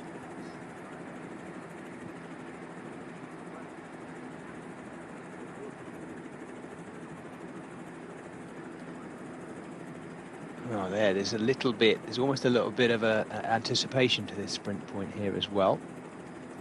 Noah Hobbs, the British rider, riding for the under-23 development team, I guess, of Groupama FDG. Former leader of this race after stage 2, taking over that beautiful Midnight Sun jersey. There he is, sitting second from the back, now in full blue kit with the white overshoes. That sign said 500 metres to go to the sprint point. Noah Hobbs moving up, and almost by doing this, Ian, he's showing his intent here. We'll watch to see if anyone follows his back wheel, but we talked about this with the mountains points earlier this week, that a rider, in a way, if he's going to intend to take this, if he wants to dominate it, he might need to show himself and indicate to the others, look, if you want to challenge me, I'm here. You all know I'm going to go for it. There's no point trying to hide here. It's pretty obvious. He needs to make this right, though, because he won't, even if someone else nips him and he has a go at them, well, you still don't get the points. No, it'd be interesting to see if anyone else challenges of as such. I think there's no real reason to challenge him in terms of the blue jersey, but trying to maybe wrap up the bonus seconds for the overall. But as we see, he is being challenged from the Jaco Alula rider, the Italian from that team. But Coglioni, no. There we go. Got the same turn of speed as Hobbs. Yep, and Kevin Coglioni going across there in second. So, do you want to do the maths? Ian, you're my appointed mathematician. You know that I'm a statistical numpty. Where's that moved him up to? So he's had 6 now. Started the day on 17 points. Yeah, he's moved into the lead now, 23 points to Scaroni's 22 that he started the day on. But as we say, I think there's a big old 15 on the line for the winner. So, yeah, I think Noah Hobbs having a little chat about that. Not too happy that he was challenged to that one, but yeah, interesting that Coglioni 1 minute 33 down on the GC, brings himself up to 1 minute 31. Not the biggest of changes in terms of the GC, but you never know. I'm sure this race is going to come down to seconds when it comes to that GC battle, and whether that Jaco Alula rider does think that this breakaway has a chance of going all the way to the end and those bonus seconds could make a difference or not, then it is a bike race. I don't particularly like it when people are gifted things from simply being there. So nice to see a race for that sprint, but yeah, no real challenge to Noah Hobbs. He's the fastest rider within that breakaway. 2 minutes and 31 seconds of lead for our 15 riders. They have about 8k, 7 or 8k to go until they enter the North Cape Tunnel, after which we'll find out what happens. Pictures might just go black and Ian and I'll be left to go back to talk about football, but I doubt it. There will be a plan for this. We'll see, though. That's the exciting thing. We're a little bit unsure about that one at the moment. Ian, and this is a nice opportunity for us. We've talked about the winners of the stages so far. We had those 2 sprint stages, both uphill. And then yesterday we had a proper hilly stage, the hilliest of all 4 of them, as we watch it all come back together again at the front end. This has traditionally always been a 4-stage race. They've all been uphill finishes. I guess this conversation almost needs to have after the end of today's stage. But in a 4-day race like this, is there anything else you'd like to see to make, not the perfect combination, but an interesting combination, looking at the kind of terrain we have at our disposal, and bearing in mind as well the fact that there aren't many roads? Would it be add interest to chuck a time trial in here, or even maybe to make it 5 days and start with a prologue or anything else? What could we add?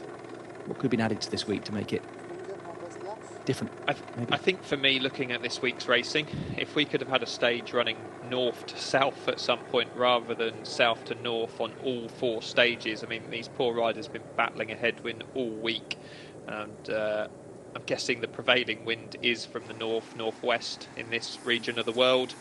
And so this was always going to be the case to a certain point. And so we've had these kind of long, drawn-out stages and riders battling the elements as it is into this headwind. nullifying the climbs a little bit because of how strong that headwind is. If we could have seen a cross tailwind stage, and I think it would have been super exciting for all the viewers, for the riders, etc. It just would have added a different element to this race rather than kind of chugging away into this headwind all week. But right now we see the riders look like they have picked up a slight cross tailwind, and the breakaway making the most of that, putting the hammer down. I mean, apologies to Coloni. He has gone into the virtual lead outright now due to those bonus sprint seconds. So it just draws himself clear from the other two riders, Asfold, and who else was on 1 minute 33? I think it was the Norwegian champion from Uno X, yeah. So has just drawn himself clear from those two other riders within the breakaway. So perhaps looking forward to, like I said, thinking this potentially could go all the way. That's looking back across the headland to where they are. The off-roaders amongst you will be licking your lips, I'm sure, looking at these shots, because as we've heard, there's an awful lot of excellent mountain biking to be had in the far north of Norway. A little reminder, I guess, maybe to those of you who didn't see it last year. Last year's race actually started below the Arctic Circle, and we had a few people saying, hang on, Arctic Race of Norway, there's a Tour of Norway as well, and this race is just going south and south and moving its way away from the Arctic Circle. Almost to answer that this year, for the second time in this race's, 10-year history. As we see that confirmed, there it was Vernes who took the 1 point, Noah Hobbs getting the 3 ahead of Colleoni. Yes, almost in answer to that this year, it couldn't go any further north. It's been a relentless ride into a relentless headwind, as Ian mentioned, all the way up to North Cape, where we are finishing today, literally running out of Norway, running out of Europe at the most northerly edge as well. And I guess in that respect, we have to be quite thankful the weather hasn't been worse, because this is very much summer in the summer land of the never setting sun.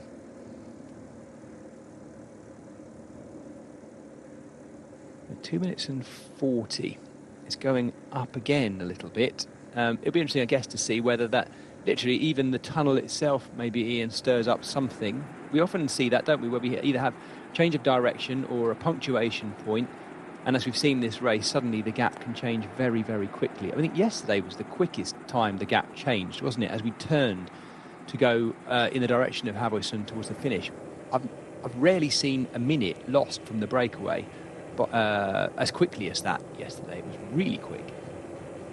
No, it felt like they lost a minute in almost a minutes of racing. It was, yeah, quite something from the peloton behind, who really put the hammer down into those crosswinds and tried to split things, really picked up the pace on yesterday's stage. And I'm sure that'll be the case again today if any one team really wants to.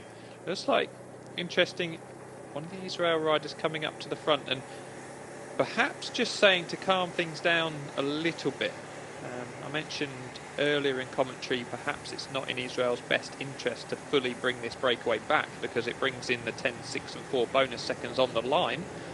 And if they're out of the question, if they're taken up by the breakaway riders, it just means that Stevie Williams just has to follow Scaroni and finish on the same time. He'll win the Arctic Race of Norway by 1 second. Now, I don't think that is a white-tailed eagle. I think that is a golden eagle in sort of Arctic plumage, if I'm not mistaken.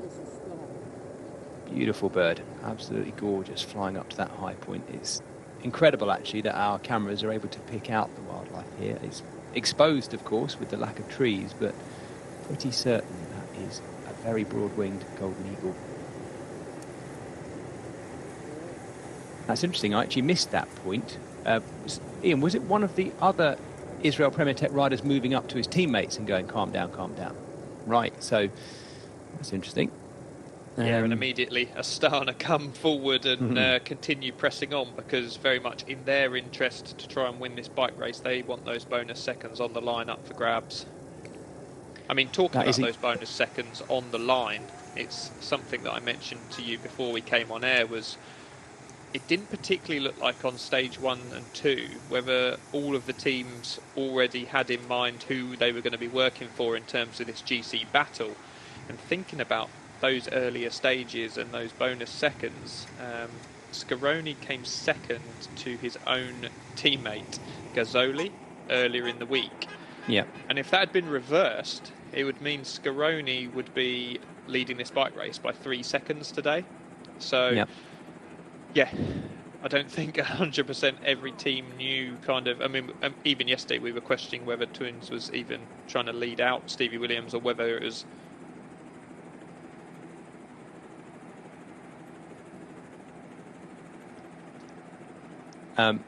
Well, welcome to those of you who I think have just joined us in our Eurosport coverage, on our linear coverage. Welcome to you guys, and apologies for a sudden abrupt introduction to you, to our digital viewers who've been enjoying watching the last 40, 50 kilometres of this, the final stage of the 10th edition of the Arctic Race of Norway. Welcome to those of you who have just joined us. We're watching a big breakaway of 15 riders who are riding with 2 minutes and 41 seconds of lead over the chasing peloton in the direction of North Cape, the most northerly point of mainland Europe and the far, far north of Norway, well up above the Arctic Circle in this, the Arctic Race of Norway, in its 10th birthday, really expanding its reach to the very, very far north. It has finished up here before, back in 2014, and here we are back here again. 2014, of course, was the second edition of this race, when it was won overall by Stephen Kruijswijk. Thor Hushovd, of course, won the first edition back in 2013. Last year's winner, Andreas Leknesson of Norway, was due to be leading his DSM Firmenich team this week, but pulled out the night before, on the morning, in fact, of the race starting on Wednesday of this week. If you've not been watching it this week and you've just switched over from watching the Bema Cyclassics race, I've covered the Bema Cyclassics race before. It's beautiful. Got to tell you, though, it's nowhere near as beautiful as this. Look at that. That's not something we've set up. That's the kind of thing we've been seeing all the way through this race, of course. These beautiful Arctic reindeer in the foreground on the edge of the field here, and looking beyond them to our peloton, just rolling its way northward all the time, following the only road up the east coast to the far north of Norway. Yesterday we followed the only road up the west coast in the direction of Havøysund, where Wales and Great Britain's Stevie Williams of Israel Premier Tech was the winner, only just in a very close, long, drawn-out uphill finish into the headwind yesterday. He was the winner yesterday ahead of Clément Champoussin of Arkeas Samsic and Christian Scaroni. And those two, Stevie Williams and Christian Scaroni, started today, the final days, are about to go into this long tunnel with just 1 second between them. This is the North Cape Tunnel, which... as Ian has told us, is, I'm scrabbling for it now, was it 6.8 kilometres long? So the breakaway are in there. Peloton yet to get there, and they're being led by the team of our race leader in the Midnight Sun jersey, Stevie Williams. I think it's the first time this week that we've actually been able to see much of the actual jersey itself, because it's been a cold and at times wet race leading up to this point, and we've had an awful lot of rain capes being worn as well. My name's Jess Cox. I have Ian Field with me, and we've really enjoyed this week, haven't we, Ian? Maybe for those people who are joining us, I suspect some of the people are joining us maybe for the first time today, this Sunday afternoon.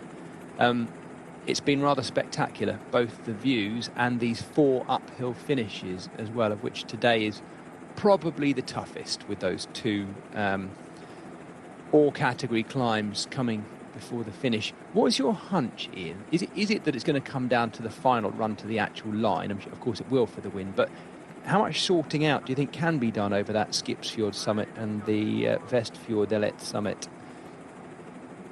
I think we're going to see a similar stage to yesterday.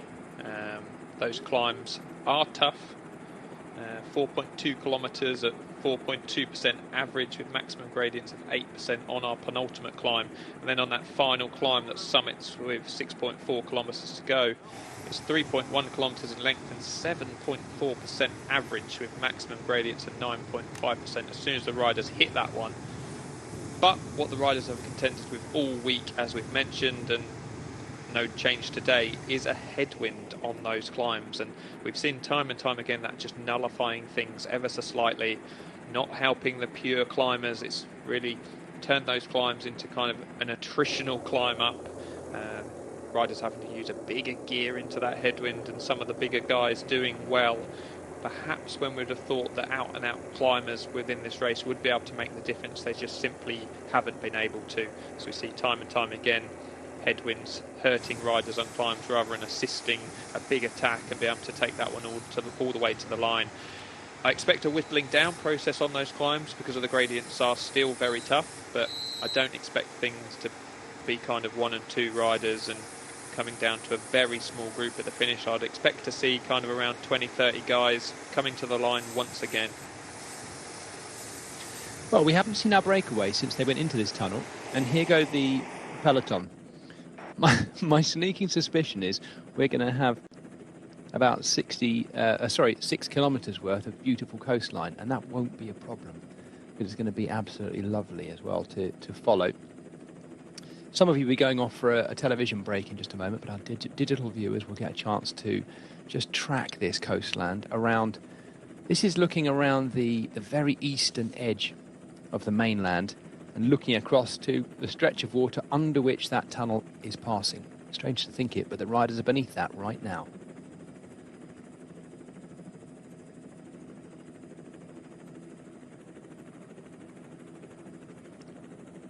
I'm just going to leave some silence, Ian. It's one of the things that people say we should do more often, so let's just let people enjoy rolling over this for a bit.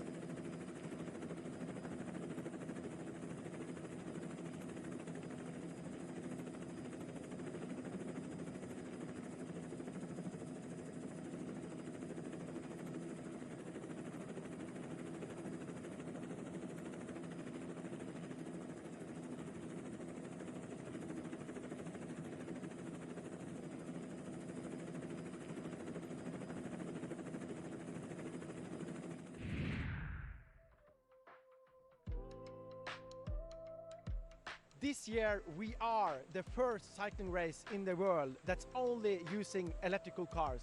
130 cars are ready for the cycling teams and the organization.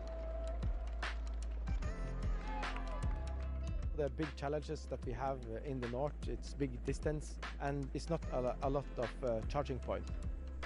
This is something that we could have been doing if we not have good help from Camp Power that's delivering the charger, but also the local electrical power companies that are making it possible for us to take out capacity when it comes to the electricity. And again, with our car partner, new car partner XPeng, that only produce electrical cars, we can say that we have been taking the big step and using only electrical cars. This is something that we are proud of, and we see that other sports are looking to us, how we have done this, and we love to share our expertise on it. So the future are electric, and we are taking a big step for this. Thank you.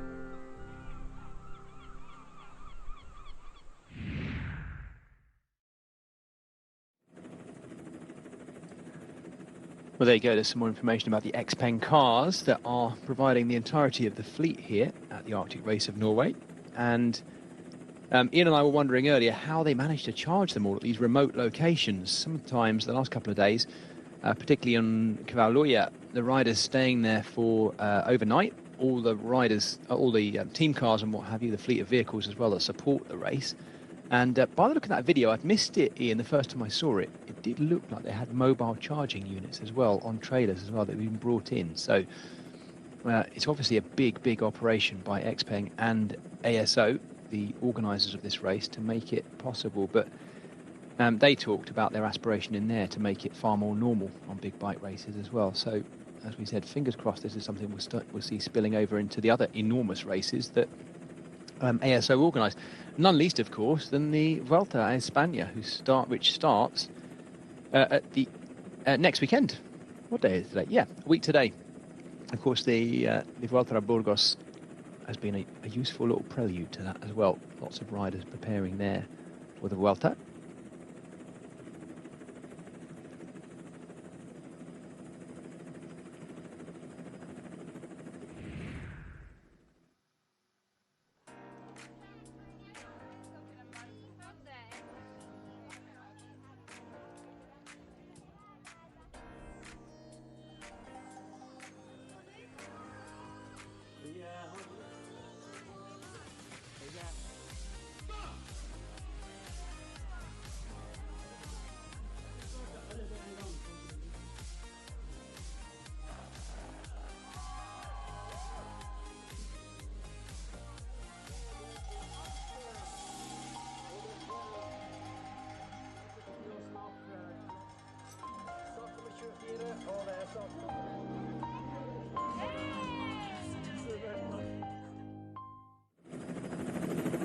shots there from the mini Arctic race being started, and then medals handed out by Thor Hushovd, the first ever winner of the Arctic race of Norway. Let me run you through all the winners of the Arctic race of Norway since Thor Hushovd did that back in 2013. He was the winner on that occasion. Steven Kruijswijk, as I mentioned earlier, the Dutchman, winner in 2014. Rein Taaramäe, the Estonian, was the winner in 2015, and such a diverse range of riders have won this race over time.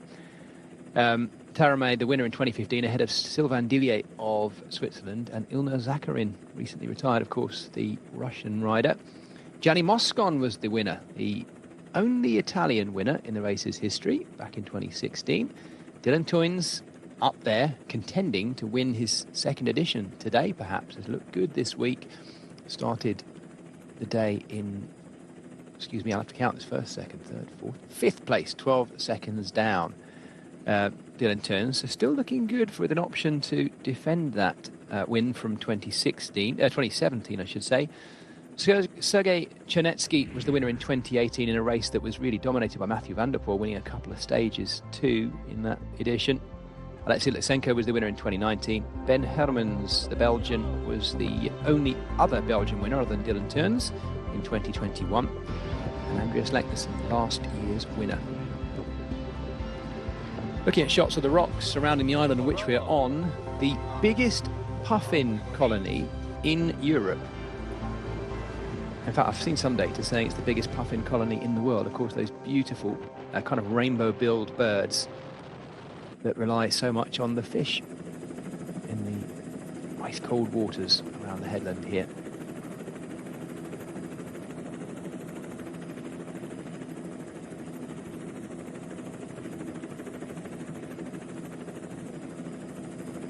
So the breakaway and the peloton, when they went into the tunnel, they were split by about 2 minutes and 40 seconds.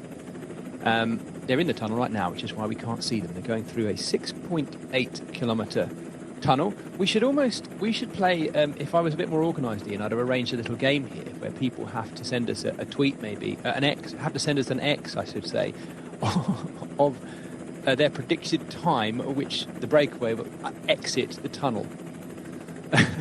The exact time at which the breakaway will exit the tunnel, because we don't actually know, of course. We can't see them in there. I wondered whether we might get a little bit more of some kind of shot and then a pixelating and then that's it, gone. But no, we can't, as soon as they went into the tunnel. So this is much more beautiful, I'm sure, up above them. And I think actually our helicopter has moved on a little bit onto Majerua, the island that leads to the North Cape. And the tunnel, as Ian looked up, was longer than I suspected, I should say. Once they get there, let's just remind ourselves of the punctuation that's incoming. Having exited the tunnel with, they'll exit the tunnel with about just under 50k, about 48 kilometres to go.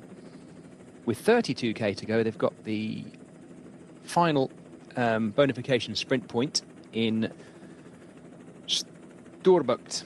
There'll be 3, 2 and 1 bonus seconds, 3, 2 and 1 blue jersey points there. And if they are still clear, another opportunity for Noah Hobbs to add to his count, now at the top of that blue jersey competition. So he's going to, by the looks of it, have something to show for this come the finish. That's presuming we're not treated to a sprint finish at the top of the North Cape, but I very much doubt it, because they have Skipsfjord summit to come, and then a long descent about 9 kilometres down into a valley as well, and then a 6 kilometre climb in total, 3k of which is classified to give us the Vestfjorddelet summit, the final climb of the day before the rise to North Cape itself as well, which really should be absolutely beautiful. Climbing to the point where we run out of this beautiful long road that runs up the eastern side of the far north of Norway. And if that is the exit to the tunnel, which I think it is, Ian, they have a bridge to come afterwards. We're out. There we go. I thought it would be about that length of time as well when they exited it.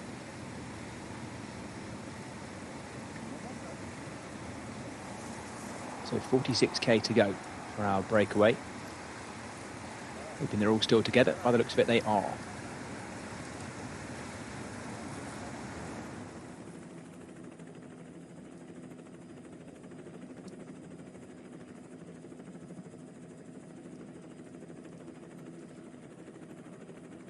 So our breakaway is out of the very long North Cape tunnel. The peloton, some 2.5 minutes down on them, is still in that tunnel and waiting to pop out and over the bridge here to continue their route in the direction of North Cape. They have 2 all-category climbs and a sprint point yet to come before that finale.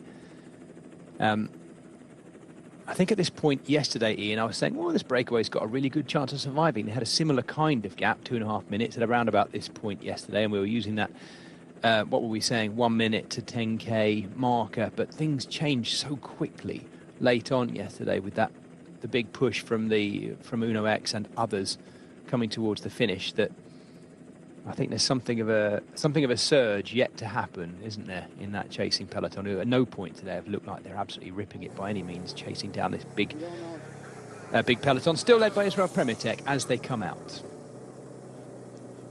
Yeah, I think it was around about 4 minutes with 40k to go yesterday, and we started to wonder, we started to hope we were bigging up the breakaway's chances, but as soon as we hit those crosswinds and Uno X and Cofidis really ramped things up, the time gap to the front of the race just fell massively, and we see through that tunnel they've lost kind of 30 seconds or so. I think it's around 240, 245 when they went into the tunnel, so losing 30 seconds in the space of 6.8 kilometres doesn't bode well for that breakaway staying away all the way to the end, especially given the terrain that we do have coming towards the back end of this one. Yeah, one thing to note with that tunnel actually being 6.5 kilometres long, were this most other races in the world, it would have been quite fumey in there, should I say, you know, smoky, and not great to breathe in. This being a fully electrified convoy, including advanced cars and those following the race and the motorbikes in between them, I believe, the air will have been an awful lot cleaner in there. As I said, I'm not naive enough to think that electric vehicles don't obviously have an environmental impact. Of course they do. The electricity comes from somewhere, unless it's all from wind power, which it might be in this part of the world. I'm not entirely sure on that one, but that is a good point, though, isn't it, Ian, that the air in there must have been an awful lot cleaner than it might otherwise have been. Got to be a good thing. Yeah, it would have been a lot nicer for the riders going through there. We've all been through various tunnels in our lives and know how much it can kind of really affect your breathing, and not very nice at all. But Astana still contributing with this chase. Their best interest is to bring this one back and trying to get Scaroni up there for the stage win, taking those precious 10, 6 and 4 bonus seconds on the line today. So our breakaway looks like it is going to stay away to our next sprint point with 31.5 kilometres to go, the store-booked sprint, and looking to Noah Hobbs to try and pick up those points like you said, but it does mean no points left for the peloton, as we've seen all week. Those bonus seconds have really played a huge part, and I've said previously the top 5 riders are there as a result of those bonus seconds. So yeah, 5th to 8th has lost no time whatsoever in terms of gaps to those riders ahead of them, but they do find themselves 12 seconds behind on GC as a result of not picking up any bonus seconds. I do need to point out that before we get to that store-booked sprint, we go through another tunnel. I think it's about 5 kilometres in length in actual fact, and it goes through the hilliest edge of this kind of eastern side of the North Cape that we're climbing up through. This has got a bit of a lump to go through, and of course we've cut a tunnel right through the middle of it, very straight too. I suspect we'll lose pictures through there as well, but it will be fascinating to watch, because when they pop out it will be very close to that store-booked sprint as well, so it'll be worth watching the exit to see when they pop out of it. Having gone through that sprint, they then turn westward again, right the way around the edge of an estuary, and start the climb proper for the Skipsfjord summit. And it will be a pretty long one. It's classified at 4.6 kilometres, but as Ian and I have been saying, I think it's probably closer to about 6-7k of actual climbing. We'll see how hard it's taken on. 4.6% average, the gradient there, but it has a couple of quite steep ramps lower down as well, where we could see a sorting out of this lot. Understandably, you can see plenty of riders taking on food at this stage as well, with 42k to go. It's been a hard week. They're not long stages. They're not crazy long stages, are they, Ian? But we have talked a little bit about the additional load in terms of kilojoules and energy that it takes when it's this cold. It's almost impossible to estimate. I guess it'd be different for different riders, but we all know what it's like. If you spent a day out in the cold, even if you're staying out in the cold watching something, a football match, for instance, in the freezing cold, you burn up more energy. Expending energy on a bike race like this when it's at times like today 8 degrees, here I am talking to someone who's lived the vast majority of his life as a cyclocross rider. You'll know what I'm talking about. It just takes much more out of you, and calorie count going in must have been pretty high, I'd have thought, this week. Yeah, exactly. It definitely takes a little bit more out of you, and it can leave you with we spoke about it on the earlier stages, you just go to make an effort towards the end of the stage and the legs just aren't there. They're just not as fresh, don't feel quite as good because the muscles are all cold and not working as they should be. And it just means there is another kind of attritional element to this race that perhaps we can't see on our television screen sat at home. As we see, they do approach that next tunnel, but it looks like the breakaway is already through that tunnel, so perhaps not as long as that previous one. I was getting confused. I thought, hang on a minute, how are they going in there and we're not seeing? Right, okay, so that's our breakaway out. It is shorter than I thought, unless there's always the slight danger that we're going through a tiny tunnel before the bigger one. But no, maybe that's it. That'd be nice. I think on my map the tunnel looks an awful lot longer, so hopefully that is it. One long line though, and it's now down to just over 2 minutes. We had a little look there at Christian Scaroni. He was wearing the blue jersey underneath that Astana, Kazakhstan gilet. You can see a salmon farm in the background there on the water. I think it's a salmon farm. Anyway, I seem to remember that from last year's race, those big round circles. And Stevie Williams doing what so many riders are doing now, taking their overshoes off.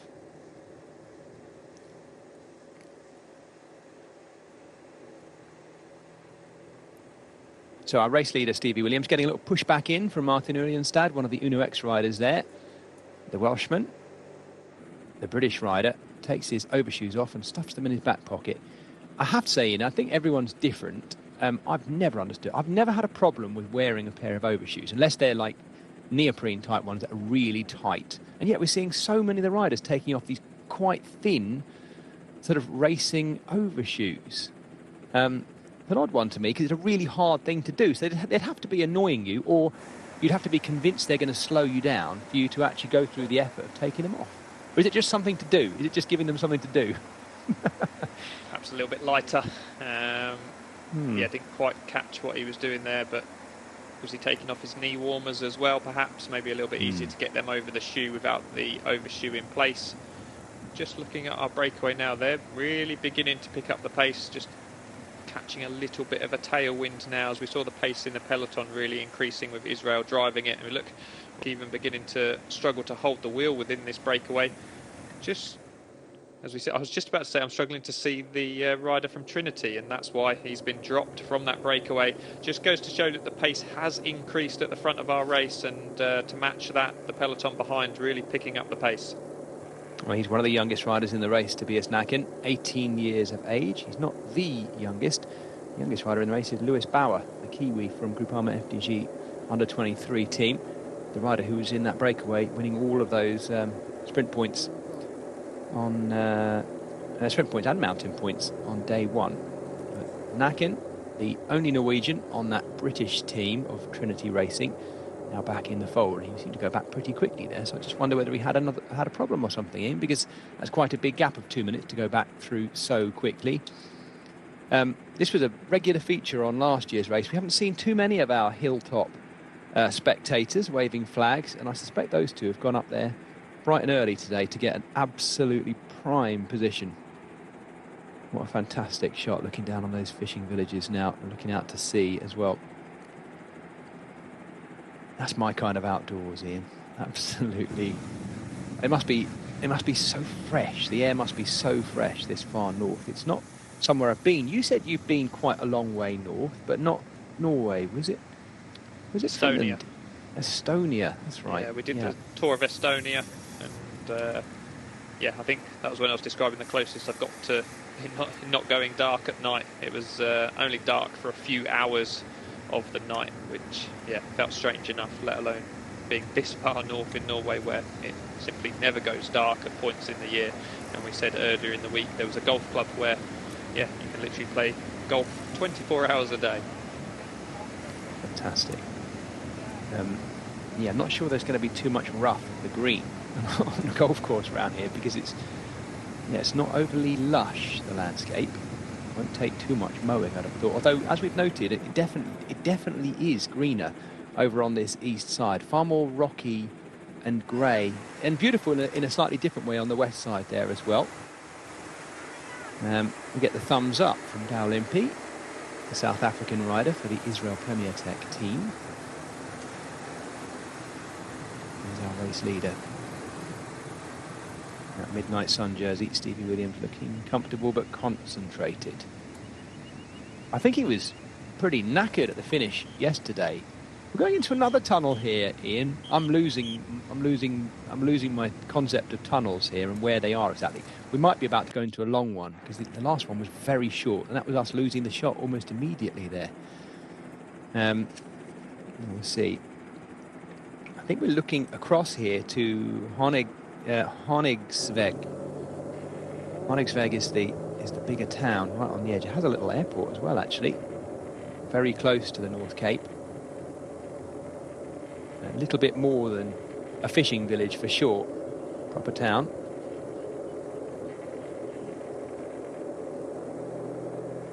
I've got a feeling this tunnel might be a little bit longer.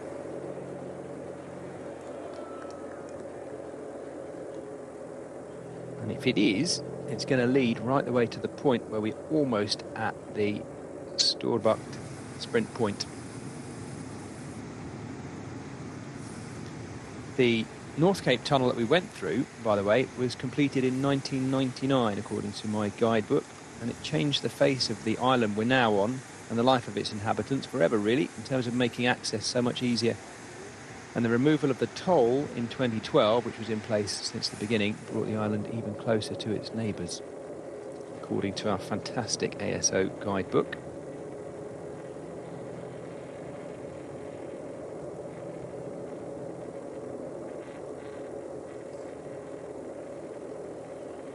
We've also been rolling through quite a lot of land that was developed and added to, particularly on its pinnacles during World War II, heavily fortified by the Germans in occupation during World War II, allowing 200 soldiers, in excess of 200 soldiers, to defend the place. And you can still see lots of those remains. I haven't noticed any just yet, but we'll keep an eye out for them, because it's certainly mentioned in our guidebook.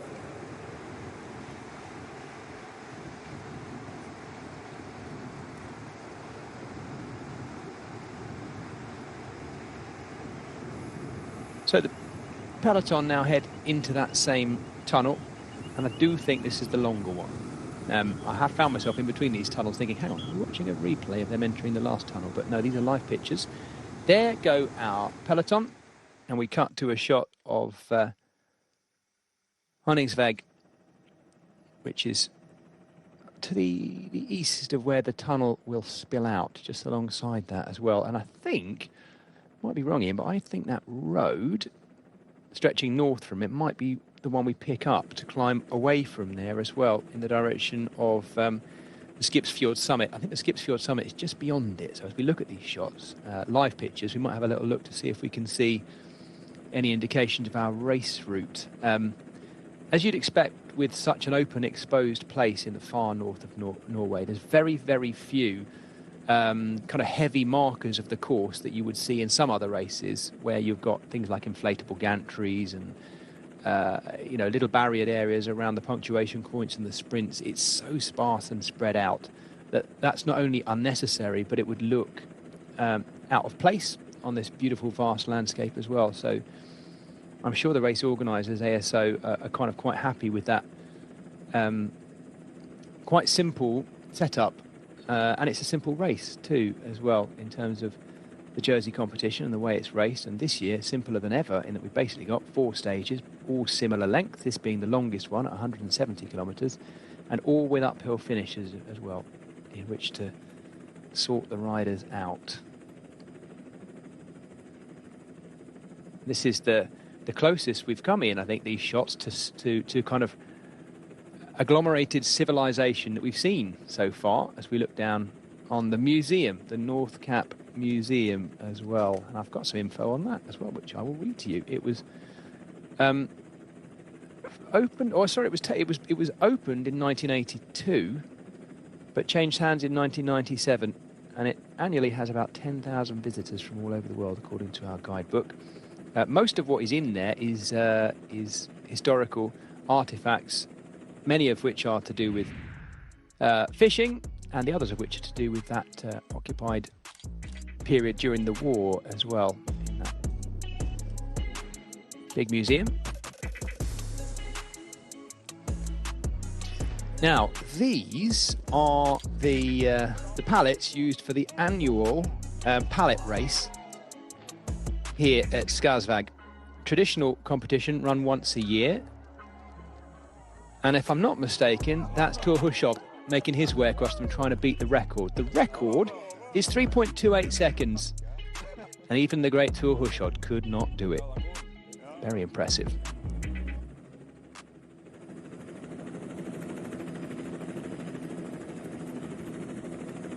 Welcome back, those of you who have been away on a short break. You've just missed the wonderful sight of Tor Hushovd having a go at a floating pallet race across this bay here. It's a little bit of a shame you missed that one. 3.28 seconds, the record for the race across the floating pallets, across this little fishing bay here. That's a sort of challenge. Be right up your street, Ian Field, and nimble gentleman like yourself, used to skipping your way uphill with your bike over your... Hey, chuck a bike over your shoulder. Nice carbon cross bike over your shoulder, pair of cleated shoes. You'd have ripped across those pallets. I think I'd have ripped across there because I was so scared about falling in that very, very cold water. Oh gosh, can you imagine? Can you imagine how cold it is? There we go. Absolutely beautiful. Well, if you have just recently joined us, we have a leading group of now 14 riders. It was 15, but we fed one of the teenagers back in, or he fed himself back in, Tobias Nakken, the Norwegian. The rest of them, the other 14, are out here. Let me try and talk you through maybe who they are as we look at them, if I can. This is Walter Calzoni right at the back, the Italian, for Q36.5. He has Alessandro Vere, the lowest placed rider on general classification in here, in the black of Arkea Samsic, just in front of him. Then Noah Hobbs, who's sewn up, for the moment, that blue points jersey and taken it back off the shoulders of Christian Scaroni, but he'll have his work cut out at the finish to keep Scaroni at bay, I suspect. The sprinter, the young British sprinter. Alongside him, one of the two Norwegian national team riders, Ivar Notten and Ludvig Holstad, are in there. Hugo Tilmire is in the red Cofidis top there with the black shorts, and just rolling past him, there were the two human-powered health riders, Christian Asvold and August Jensen, two more Norwegians in a very Norwegian breakaway, as you might expect, of course, in this, the Arctic race of Norway. Jonas Widerberg is the DSM rider. Just lost where he is. I think he might be right at the back. The green jersey going through is that of Kern Farmer. That's Pablo Carrascosa of Spain, one of two Spaniards in here, because we have a Burgos Biachi rider here too, Rodrigo Alvarez. Lennart Tugels is there too, the Belgian, the only Belgian rider in there for Bingol Wallonie Bruxelles. And I think that is everyone I've mentioned. There is Lennart Tugels. He's definitely wearing a rain cape, because we've seen very, very little of that extremely bright Bingol jersey. Ian Field, I threw to you earlier and said who's disappointed, who you've not seen much of. I haven't actually answered that question myself, so do you mind if I do? I'll chuck Bingol in there as a team that usually, certainly in European races, we would see a lot of. And we haven't in this race, Bingol Wallonie Bruxelles. We've seen Team Flanders usually through Vincent van Hemelen on the attack, but actually I would put them down, and this is harsh, but I'm going to say it, as one of the most disappointing teams. There might be reasons behind that, so that's not a criticism. As we watch Noah Hobbs take the next sprint, just like that. He's had a good day out there, so 3 more points. My appointed head of mathematics, Dr. Ian Field, is just working out what that means. He just goes further into the lead, right? Yeah, even I can do those maths. 23 plus 3 equals 26 points. Scaroni remains on 22. So, yeah, moves in or extends his lead in that competition. But as I've said previously, there are 15 points for the winner in that competition across the line at the end of today's stage. So if Scaroni was to win the stage, then he would unfortunately go ahead of Hobbs in that competition. But Hobbs has done all he can in terms of that competition. He got into that move today, has picked up maximum points on the road, and so now it's just down to kind of luck really from his point, whether Scaroni will kind of surpass him almost by accident while going for that yellow jersey competition, as Scaroni sits only 1 second behind our current leader, Stevie Williams. The peloton here making their way around the slightly more industrial edges of Honningsvåg, I should say. And it's still Astana, Kazakhstan, who have that one rider on the front, and Israel Premier Tech presumably quite happy to sit there with Stevie Williams in the Midnight Sun jersey right at the back, just waiting. Can't help but think, Ian, maybe that all the points that have been picked up by Noah Hobbs and the fact that he is having a drink right now, and he's gone into that lead, certainly looking at the form of the last few days, looking at how close to the win Christian Scaroni was at the top of the finish in Hammerfest, I suspect he'll be the best climbing of the two of them come this finish. The question is, of course, will Christian Scaroni be anywhere near the points? The points are for the first 10 riders. I should have pointed that out before. It's not just these 3, 2 and 1 points at each of these sprint points. The winner gets 15 blue jersey points, down to 1 point for 10th place. And actually Scaroni could be up there and should be up there because he's battling for the win with Stevie Williams. He started today only 1 second behind him on GC anyway. So my suspicion is Christian Scaroni won't even be thinking about the blue jersey that he's wearing. He'll be thinking about trying to win the race overall. But even if he fails in doing that, there's a good chance of possibly, if he's up there, and there he is in that blue jersey with the light blue Astana helmet on, just behind Stevie Williams, tracking Stevie Williams as you might expect him to. It might just mean that he wins the blue jersey again anyway. Of course, if he wins the stage, he'll get the time bonus of 10 seconds, and even if Stevie Williams was second, he would win the race on account of the time bonus. So do you think there'll be any thought about, I know he's wearing the blue jersey, but do you think Christian Scaroni will be thinking about that at all, Ian? I guess there's no point, is there? No, I think that's one of those competitions that he's going to win kind of along the way if he does pick it up. Obviously, yeah, there's 10, 6 and 4 bonus seconds on the line for the first 3 across that line at the finish. So Scaroni's just going to be looking to get ahead of Stevie Williams and in the top 3 of the stage. So he doesn't even need to win the stage. If he comes third, second, as long as Stevie Williams is behind him, he will take that yellow jersey.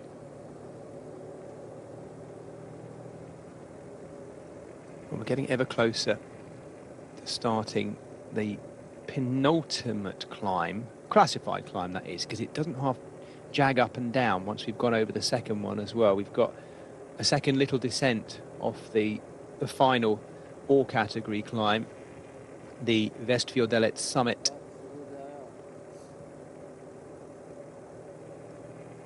And on the front now, this is interesting, is one of the Coupe Repsol riders, if I'm not mistaken, Ian.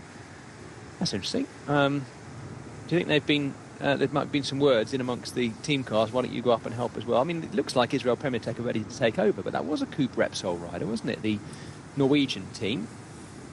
It was, and I think they've actually done a very good job this week in terms of stage results and positioning. So I'm sure that's why they've put a rider up there. They've got Kristoffersen 10th overall. He's only at 20 seconds, but he's had some good individual stage results as well, and they've had a number of riders kind of up the front towards the end of these stages, so I don't see that being too surprising from them, especially if that rider feels as though they can't maybe get over this next climb and to be help out towards the back end of the stage. So you might as well put your effort in now, do something for your team leader before you get dropped, basically, as we see confirmation of that last sprint point. Noah Hobbs winning it again ahead of Norwegian champion Fredrik Vernes and Kevin Coglioni, the Italian rider for the Australian team, Jaco Alula. Another beautiful shot of that coastal road making its way up the eastern edge of Norway. Each one of those team cars behind with the bikes on the roof, all backing up a little bit now as they can look up the road ahead of them, and it won't be too long before they can actually see the breakaway, I think, because what was it, minute and 40. It's come down a fair bit in amongst those two tunnels, and also around that last sprint we had after the last tunnel we went through too. At this rate, Ian, I could see them. I think they are going to get onto the first climb together, the breakaway, but I have to admit, when we last saw the breakaway, here they are again, it looked like they're starting to fall apart a little bit. They are falling apart. There's gaps again. They're riding into a headwind at the moment, aren't they? And I think some of them are really feeling it in there. I think there's some very tired legs in there at the moment. It's been a long day out, let alone the previous 3 days of racing that they've had into this constant headwind and small, sharp climbs that the riders have had to deal with. And you see time and time again just riders dodging turns, flicking of elbows and not holding the wheel ahead of them. But we're rapidly approaching that penultimate climb. Like you said, that's going to start with around about 25.4 kilometres to go, and that will summit with 21.2k to go. So 4.2 kilometres in length and an average gradient of 4.2%. But that isn't the whole picture. About halfway up, we hit maximum gradients of 8%. So yeah, some steep slopes to deal with. You see some reindeer trying to get involved.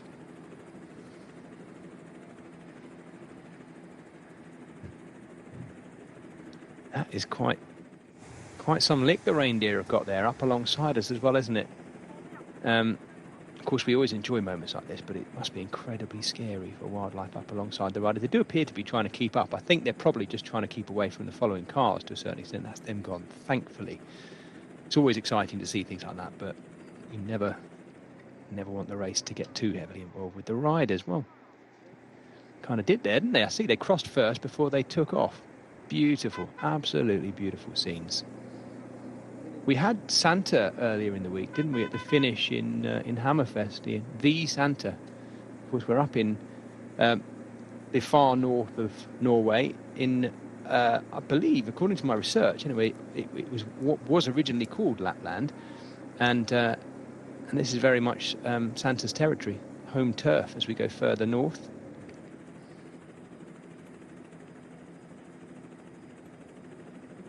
My kids were very excited when I explained that he was there at the finish. They said, "What, the Santa?" Of course it was the Santa. Not one of these pretenders. He's right there.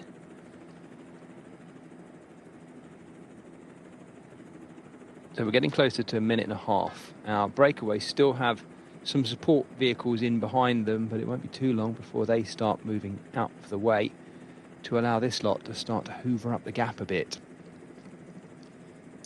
It might be that as the breakaway go on to Skipsfjord Summit proper, which I think they're about to do, we should see a sign which starts the categorised section, 4.6 kilometres in length. My suspicion is this group is going to fall apart a bit. It's 14 riders still, but as Ian, as you said, here we go. So this is the start of it. It's saying they're 4.2 kilometres. I think we might well see a situation where that peloton starts picking up ones and twos of this lot as they fall apart. But let's see. This might be an indication of who in here had been saving something for this, because we've seen Noah Hobbs, of course, going for the sprint point, but I wonder who's been trying to keep a bit of powder dry for this. One of the Norwegians, maybe. National team. I thought I'd get in there before you do. Really wants to press on into this slope, but as we see a little bit of rain falling like we've seen all week. As soon as the race has gone uphill, up towards those low clouds, the rain has begun to fall.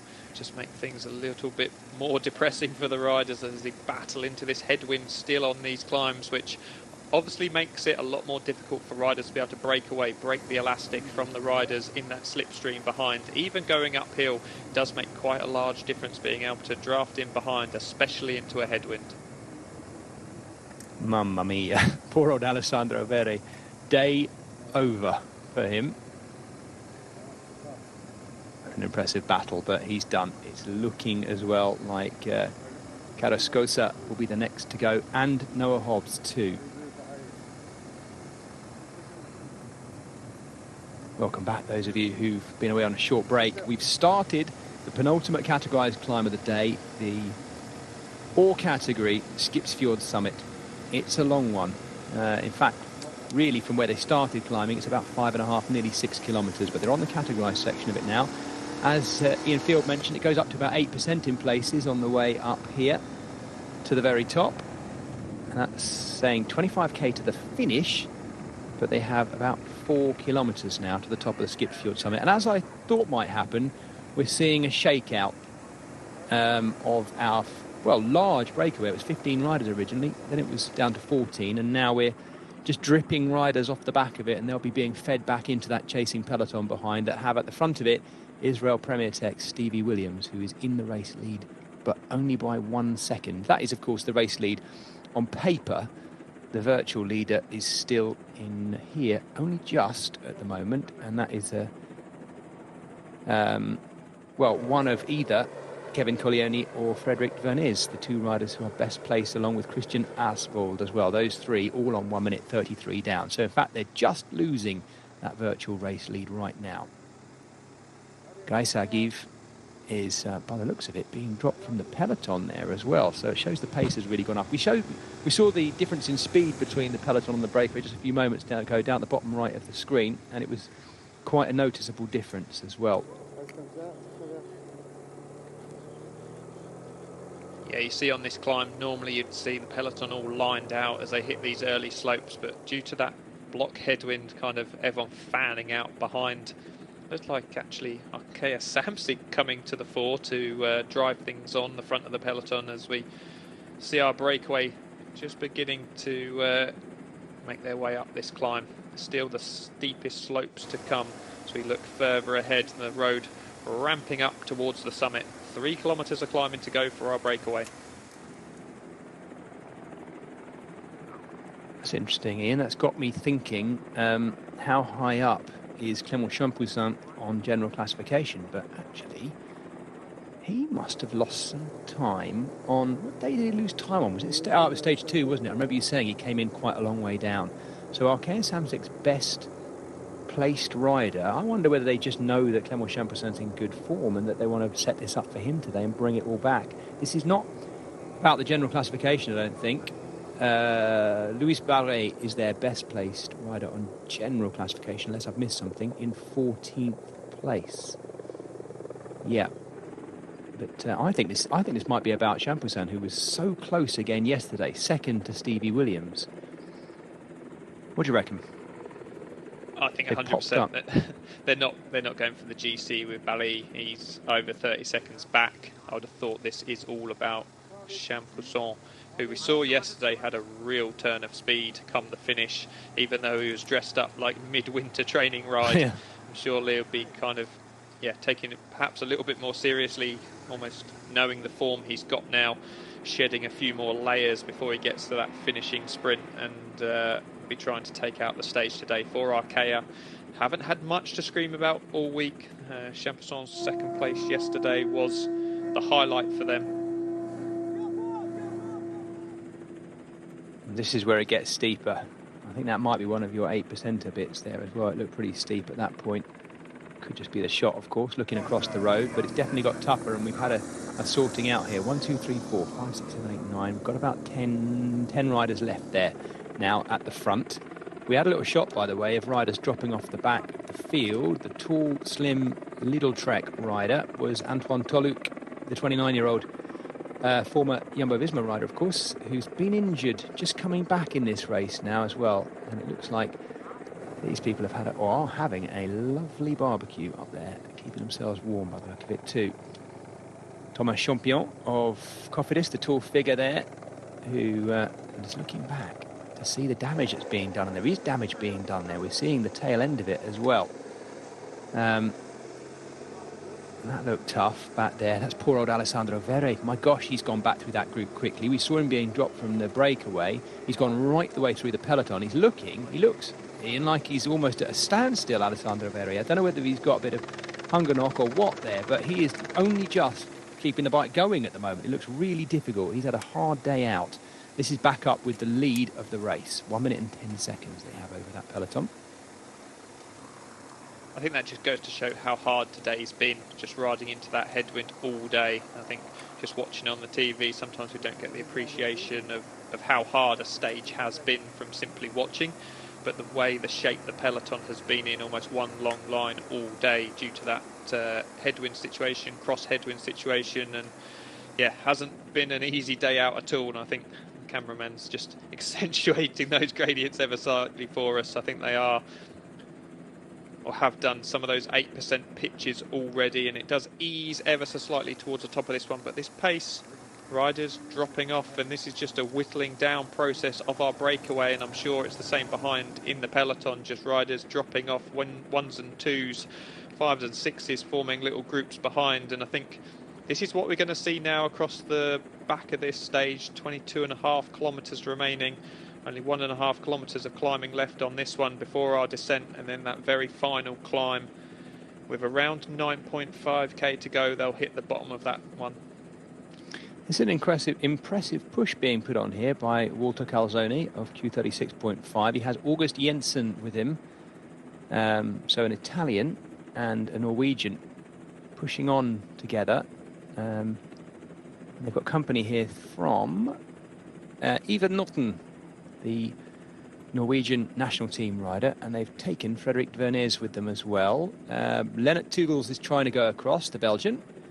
Looking round, though, which is never a good sign to see where the others are. I think they've all got heads down behind, and I think we're going to see them fed back in. But we've definitely got a little clutch of riders at the front end. Not this lot, I think that's the second group, but our leaders up there are up for this, and they're a kilometre to the summit of this all category Skipsfjord summit. And it looks like Tugels might get on as well. Lennart Tugels, the Belgian of Bingo Wallonie Bruxelles. Hearing maybe in his ear my criticism earlier about that team. Not criticism, of course, because I'm totally unaware of what's been going on the ground, but they're certainly normally in more of the breakaways and haven't been in this race until today. Look at that beautiful road. So open and honestly, Ian, if the wind had been blowing really hard today, this would have been carnage, wouldn't it, on this side of the island. Look how high we are at this point in terms of the drop off to their left. They're very lucky that the wind speed has come down compared to the last few days. Yeah, if it had been the wind of yesterday, then this would have literally split to pieces over the top of this one. I'm sure the riders are still feeling it in terms of that wind. I was saying earlier that the headwind on these climbs kind of nullifies things ever so slightly when kind of the GC battle's going on and the riders are so kind of evenly matched on these climbs. But if you can break the elastic, like we're seeing with the Q36.5 rider going once again, he's just trying to break that slipstream. If you can break it, and that headwind is hitting those riders behind, but he just simply hasn't been able to break it with that attack. But if it does break, riders begin to look round, begin to look for help from behind in terms of closing that gap, then you can sneak away. But you need to be a lot stronger to be able to force them out of that slipstream and, yeah, make them take some of that headwind themselves. I thought Lennart Tugels looked like there's the fact he was looking over his shoulder. I thought he looked a bit ragged earlier, but he's now taking over himself. It's looking like he's going to lead through the King of the Mountains point, or is he though? I think August Jensen fancies it, and the summit is right there. August Jensen leads over the penultimate all category climb of this race, and that's a decent climb as well. I make that actually one of the hardest climbs, if not counting our finishes and the headwind. If you took away the headwind yesterday, because there's not as much wind today, I think that's our biggest, toughest climb of the race so far, Ian. You know what you think? It looked like it. I would agree. I think it kicked up rather steep yesterday on that final climb, but this one seems to have dragged on for quite a while for the riders. We see now a much reduced peloton behind, but an attack from Kern Farmer. Yeah, I'm not sure. I don't know if is that an attack or is that Carrascosa, Pablo Carrascosa? No, it is an attack. You're right. He's going forward. He's not going backwards. They had Carrascosa in the breakaway. I think he might have even been caught already. And most of those who've been caught have gone straight through this group and out the back as well.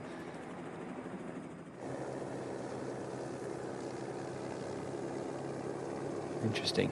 Big breakaway today of 15 riders. And we're looking at a point where we now only have about 5 left out front. Quite a few, most of the others have now been absorbed. That's our peloton going over the top of the Skipsfjord summit. They now continue heading very much northward. They're still on the E69, which is the eastern road they've been following all the time, of course. They won't be turning off it because there are no other roads. They'd have to do a gravel ride across the middle of the island to get to the next road, and they're not going to do that. There is another road that splits off from, well, imminently actually, off to their left-hand side that goes out towards Giesvia, which is off to the western edge of Majeruya, which is the island that we're now on.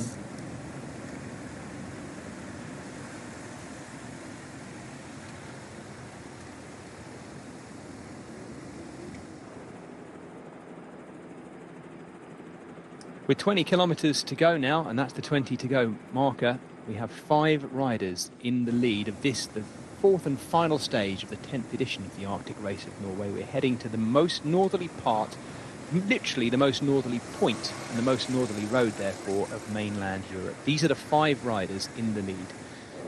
3 Norwegians, Ida Knotten of the national team, August Jensen of the human-powered health team, the American team, and Fredrik Vernes, the national champion of Norway. They're in company of Lennart Tugels, the Belgian, who rides for Bingold Whirly Bruxelles, and Walter Calzoni, who's kicked all this off, the Italian, who's riding well in a good week for the Italians. And that's quite different terrain we're seeing in the background area, isn't it? It really does feel like we're up in the mountains now, out on this rocky outcrop on the edge of the sort of border between the Barents Sea and the Norwegian Sea. It looks quite different to everything else we've seen this week. Yeah, we've travelled quite a bit more north on this stage than we've seen all week, and it's very barren. And like we mentioned earlier, it's a good job that wind isn't blowing quite as hard as the previous days, because that would have ripped this peloton to pieces even more so over the top of this climb. You see the breakaway not working quite cohesively as it once was. Calzoni seems to be the perpetrator who keeps trying to drive it on, keeps attacking that breakaway. As we see now, Arkea on the front of this one. Israel with still numbers there, all sat around Stevie Williams. I'm sure it's going to be all about Stevie today in terms of hanging on to that yellow jersey. For anyone that's joining us late, he holds just 1 second lead over Scaroni from Astana. So it's all to play for in terms of the overall. Johannesson in 3rd place at 9 seconds. Kevin Van Marker at 9 seconds as well. And then finally Dylan Toynes, Williams' teammate, at 11 seconds as well, having picked up some bonus sprint seconds earlier in the stage. Yeah, we're set to see a really interesting display of team power here, I think, as we look at the man who's won the King of the Mountains competition, Vincent van Hemelen, the Belgian, 14 Flanders Balois wearing that. Oh, it is beautiful, even with the arm warmers as well. It's a great look. It's nuts. It's completely bonkers, the peacock jersey, but it stands out, and it's yeah.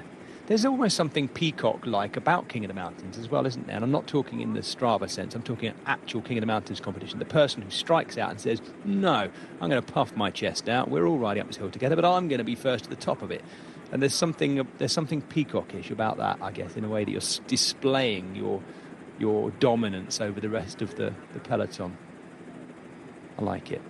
I was just trying to think of past winners of the polka dot jersey who might fit that bill. I think maybe your Richard Veronks, your Laurent Jalabert of the past of the Tour de France. So, takes a certain sort of character to go out there and try and get in the breakaway each day to pick up those points to try and win that kind of jersey. And Van Hemelen has been so strong all week. In fact, if he hadn't have done all those breakaways this week to secure that jersey, then I think a stage win along the way wouldn't have been out of the question. He's looked super strong. Have you ever found yourself in a King of the Mountains jersey chase into stage races, Ian, in your career? No, I was far too sensible. Well, former winners of the King of the Mountains in this race last year, as I mentioned, it was the American rider Stephen Bassett, but it's also been won by the man who's up the road right now, Fredrik Vernes, their national champion. He was the winner of it in 2021. Odd Christian Eiking, winner in 2019. Other winners as well, quite fascinating. Bernie Eisel was the winner of the King of the Mountains classification in 2017. Tom van Asbroek in 2016. And August Jensen, who is also up the road, is another former winner of the Peacock jersey. He's won it twice, I should say, 2014 and 2015. So two of the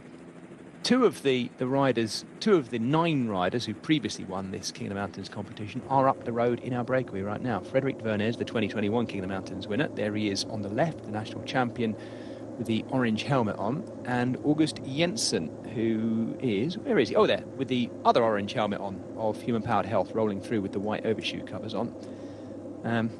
You know it, 2 former winners of that Peacock jersey. I'm trying to think of the team that the Peacock jersey itself would clash the most with. In actual fact, it doesn't go too brilliantly with Team Flanders Baloise, does it? Because they've got sort of yellow and blue, and the yellow clashes a bit with the colours.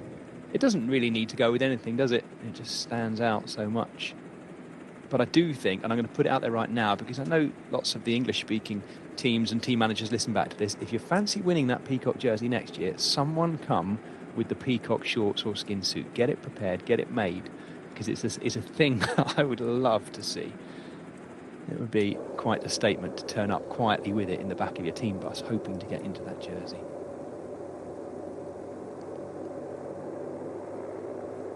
Okay, Samsic are well up for this, and this will be a nice bit of help for Israel Premier Tech.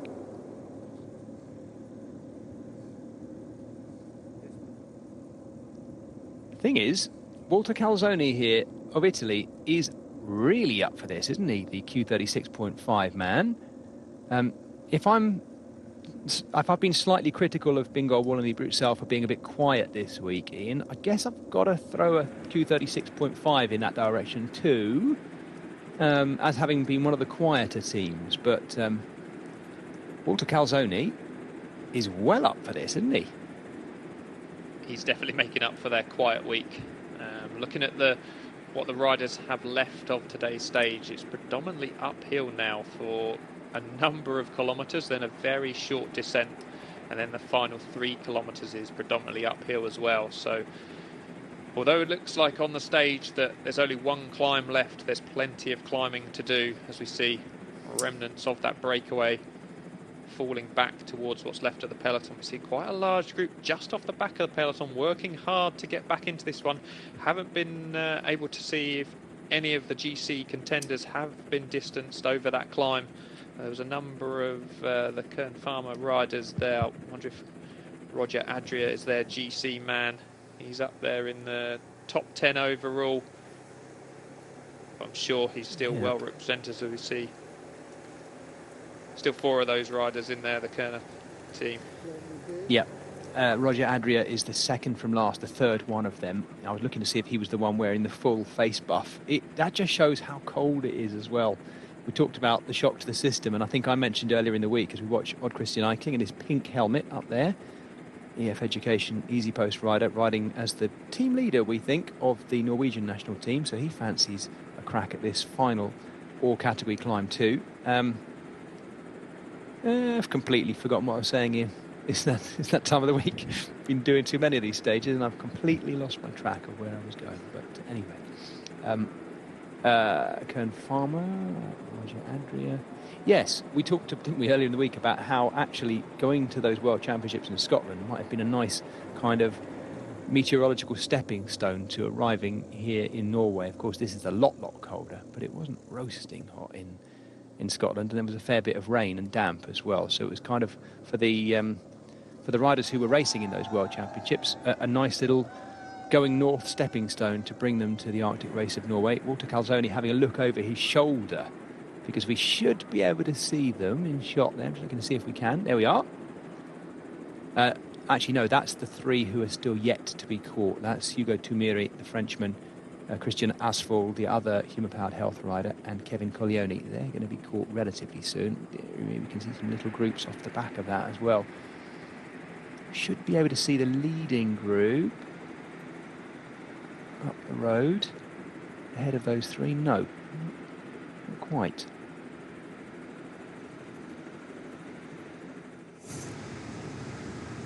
This is the group that's just off the back of the peloton as well. Looks like they'll get back in.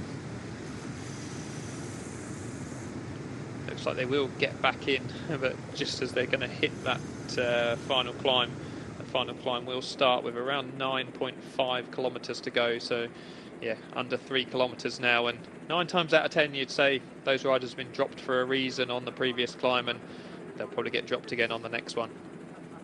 Oh, Ian Field, you're harsh. You're harsh, but almost certainly right in this instance. Let's see, because it's a similar kind of climb, isn't it? Similar kind of gradient, possibly not quite as bad as the 8%, but we've got kind of 6 kilometres of climbing from now. There go those 3 back in, Tumiri, Asphalt and Colleoni. And almost by hoovering them up, they know they're eating into those 15 who were out front that had about 4.5 minutes at one point, I think. This is a big, hefty wedge of assistance from Arkea Samsic here as well. Cofidis are up for it too, by the looks of it. Oh, that's getting hard in there, Ian, isn't it? That is getting hard already. It is. I do see down on the profile that they will hit kind of pitches of 9.5% on this final climb once they reach it. We're just on one of those small kickers in between the 2 climbs at the moment, so yeah, it might have looked like they've started that climbing, that final climb of the Vestgård summit, but we're not quite on it yet. But those little rollers, like we've seen all week, they'll take a little bit of strength out of the riders' legs before this very final climb. One of the Cofidis riders up towards the front is Simon Geschke. He's looked very strong all week in the services of others. It'd be interesting to see what he can do for Guillaume Martin. So he'll be their GC prospect, I'm sure, again today. Yeah, he's not quite been at his best, Guillaume Martin. Anyway, I don't know whether he's got a bit of fatigue after the Tour de France or what.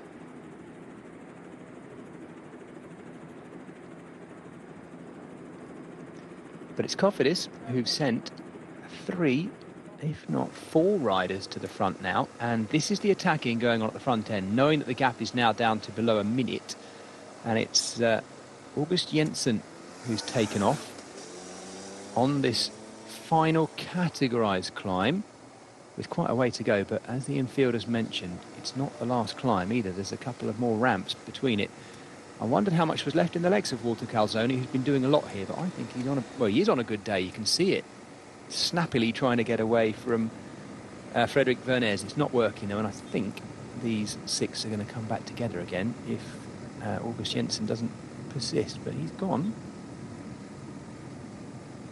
Interesting that not that long ago he was skipping turns and saying how he couldn't give a turn, etc., and then he is on the attack. So a complete game of poker from him, completely bluffing.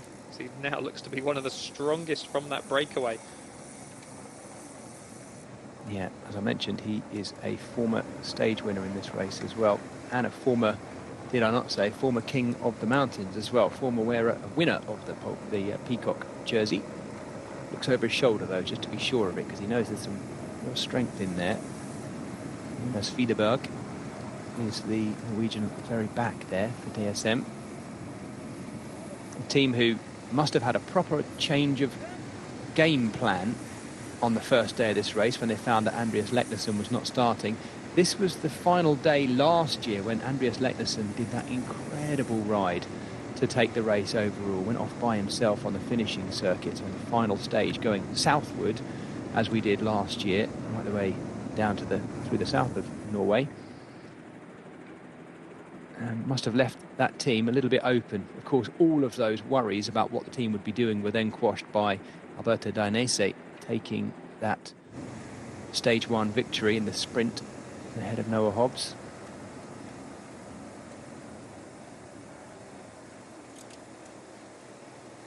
This would be rather useful for Human Powered Health as a team and organisation were they to take a stage win here today through August Jensen, because as we know, they're a team in difficulty at the moment, looking potentially that they might end at the end of this year as certainly as a Human Powered Health men's team. Anyway, I believe the women's team is secure.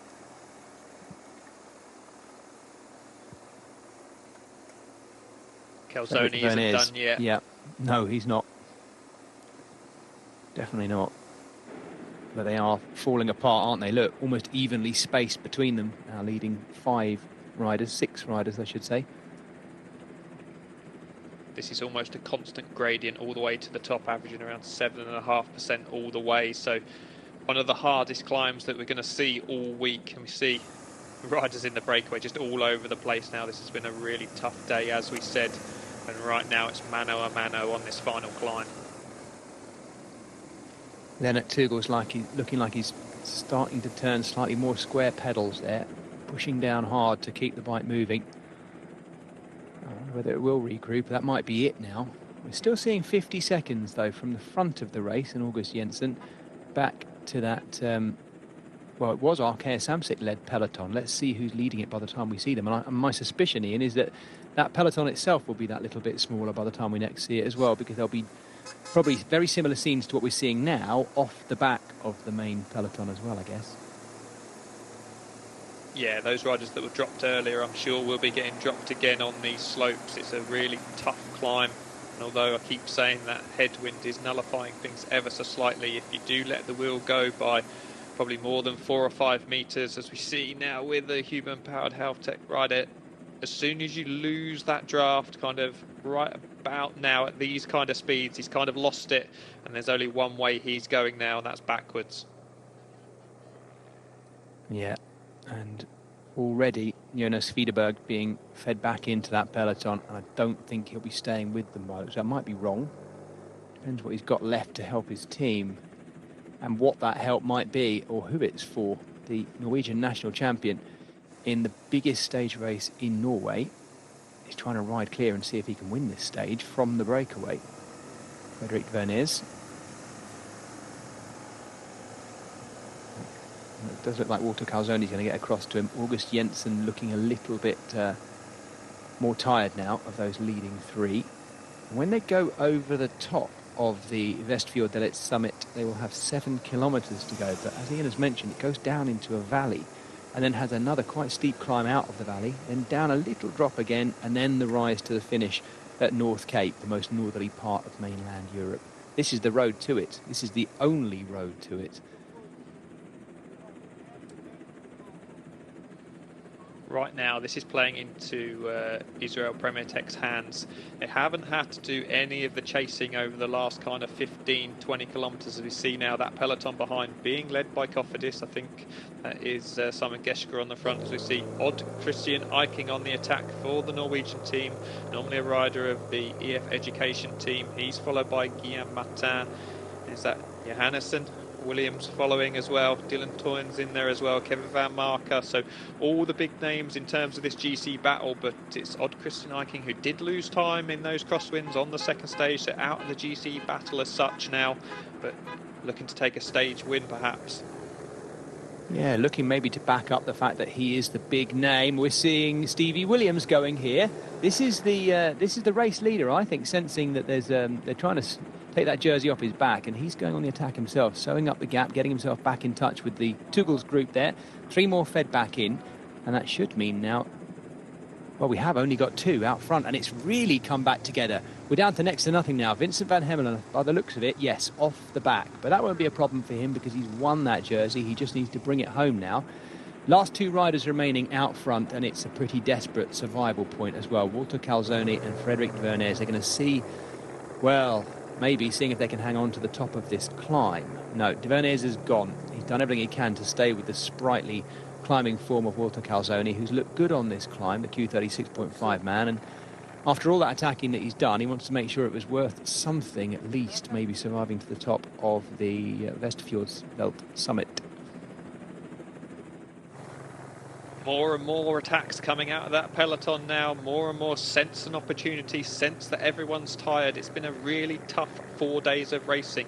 Headwind all the way, lots of short punchy climbs along the way as well, has really worn these riders down, and we see it now, everyone grovelling their way up to the summit of this final proper climb, final classified climb of this Arctic Tour of Norway. It is coming right back together, and attacks coming. Is this, I'm looking to see if this is Tobias Johannesson. If it is, he's putting the pressure on very early, but we're running out of road here. We've got a kilometre left on this final big climb. I think that is Johannesson by the looks of it, because we're now seeing the big dogs at the front of the peloton with not leaning on their teammates anymore, but having to do it for themselves. And look at that blue jersey in there. He looks good, Christian Scaroni. Let's watch the battle between Scaroni in the blue jersey with the light blue Astana helmet and Stevie Williams, who follows Guillaume Martin going through. That's a good wheel to follow. So maybe Guillaume Martin is going to come good on the last day. There he is with the red helmet on, the Cofidis man. He's tracked by the Welshman, Stevie Williams, in the Midnight Sun jersey. And by the looks of it now, Johannesson of Uno X has sat back in third wheel. I don't think that's Clément Champoussin of Arkea Samsic. I'm not sure, looking down on that shot there. Blue jersey of Scaroni just moving back a couple of lengths. Have you spotted anything in there, Ian, and amongst those leading riders? Couple of DSM riders in there as well. I think that's Matt Dinham and Kevin Van Marken. Van Marken not far back on GC either, so they've got a couple of cards to play, as we say. One of the DSM riders going on the attack right now. Yeah, I think that might be Dinham by the looks of it. But you're right, there's two blue striped black jerseyed riders there. That'll be those two, Dinham and Van Marken. 500 metres to the top. Poor old Walter Calzoni is trying to survive to the top for what it's worth, and it actually won't be worth that much to him, because although he'll get maximum points in the mountains classification for that climb, I think it's more about the honour of surviving over the top after putting everything into this stage. Let's see what he's got left come the finish, of course, but he's making them work hard to try and close it up, and they don't really need to close it up just yet, because they have a fair bit of descending afterwards. That said, we have 6.6 kilometres to go to the finish of this year's 10th Arctic race of Norway. Let's remind people there is just 1 second on general classification between Christian Scaroni, the Astana rider in the blue jersey, and Stevie Williams, who is in that Midnight Sun jersey. We have one of the Lidl Trek riders trying to ride his way across as well.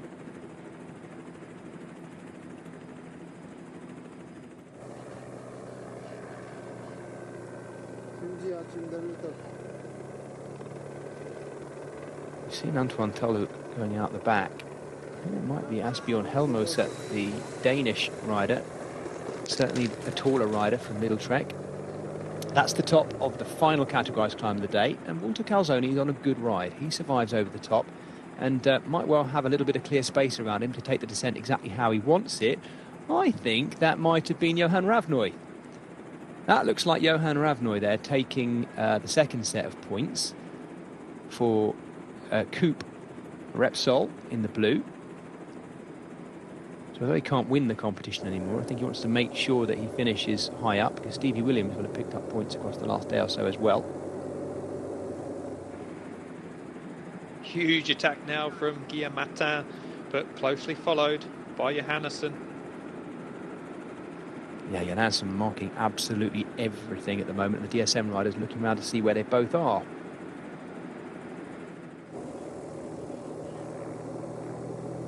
I've been a bit critical the last couple of days, not critical, but a bit suspicious about Guillaume Martin as to whether he's really in form this week. He's throwing it all into this final stage, though, Ian, isn't he? Definitely not holding back. He's attacked twice now, and one of the Burgos Biace riders now goes as well. Yeah, just trying to carry as much speed as possible into this next steep uphill. These little kickers punctuate the course all the way to the line now. One rider that had slipped back within that group was the race leader, Stevie Williams, just sitting a little bit further back. Whether he was going back to see if he had any teammates left, he has got one teammate left. Dylan Toynes in fourth wheel now, just able to cover moves. He's only 11 seconds back on the GC, so perhaps he can mark some moves as well, just sit in the wheels behind, not give a turn, and allow Stevie Williams just to follow Scaroni within this group. Odd Christian Eiking looks good today, doesn't he? Just looking around in the pink helmet there, the red top of the Norwegian national team. And they're letting Walter Calzoni dangle here a bit. This will be good for him. He's had a good day today, and just like that, another one of our continental team riders, the Trinity rider there, looks to jump clear, but he is being marked as well by Tobias Johannesson, who's maybe using that as a little bit of a carrot to chase. Actually, I'm not sure if that is Johannesson. And once again, I think we have Jonas Gregor and Tobias Johannesson there together at the front of this race, the two Uno X riders. Pretty certain that is Johan Ravnoy of Coop there. I may be wrong, but it looks like his form. He's doing well, actually, because he's quite a big guy, and he does climb well, by the looks of it. Given yesterday's stage result, it's probably Liam Johnston from the Trinity Racing team. He had an excellent stage result yesterday. The young rider putting in a late attack on today's stage, where he's just trying to get ahead before that very final drag up to the line, give himself a bit of a head start. Wouldn't be a bad move. Calzone's out there just dangling, perhaps a wheel to jump across to. So we are coming up to a short descent now. It really is so exposed up here. You can almost tell from the landscape that we are reaching the very, very far north of mainland Europe. The scree either side of the road, almost lunar-like. The weather conditions getting worse. It's more grey, it's more bleak. It's going to be beautiful from the top, but the road up to it is pretty harsh, as you might expect when you climb up to the North Cape of Europe.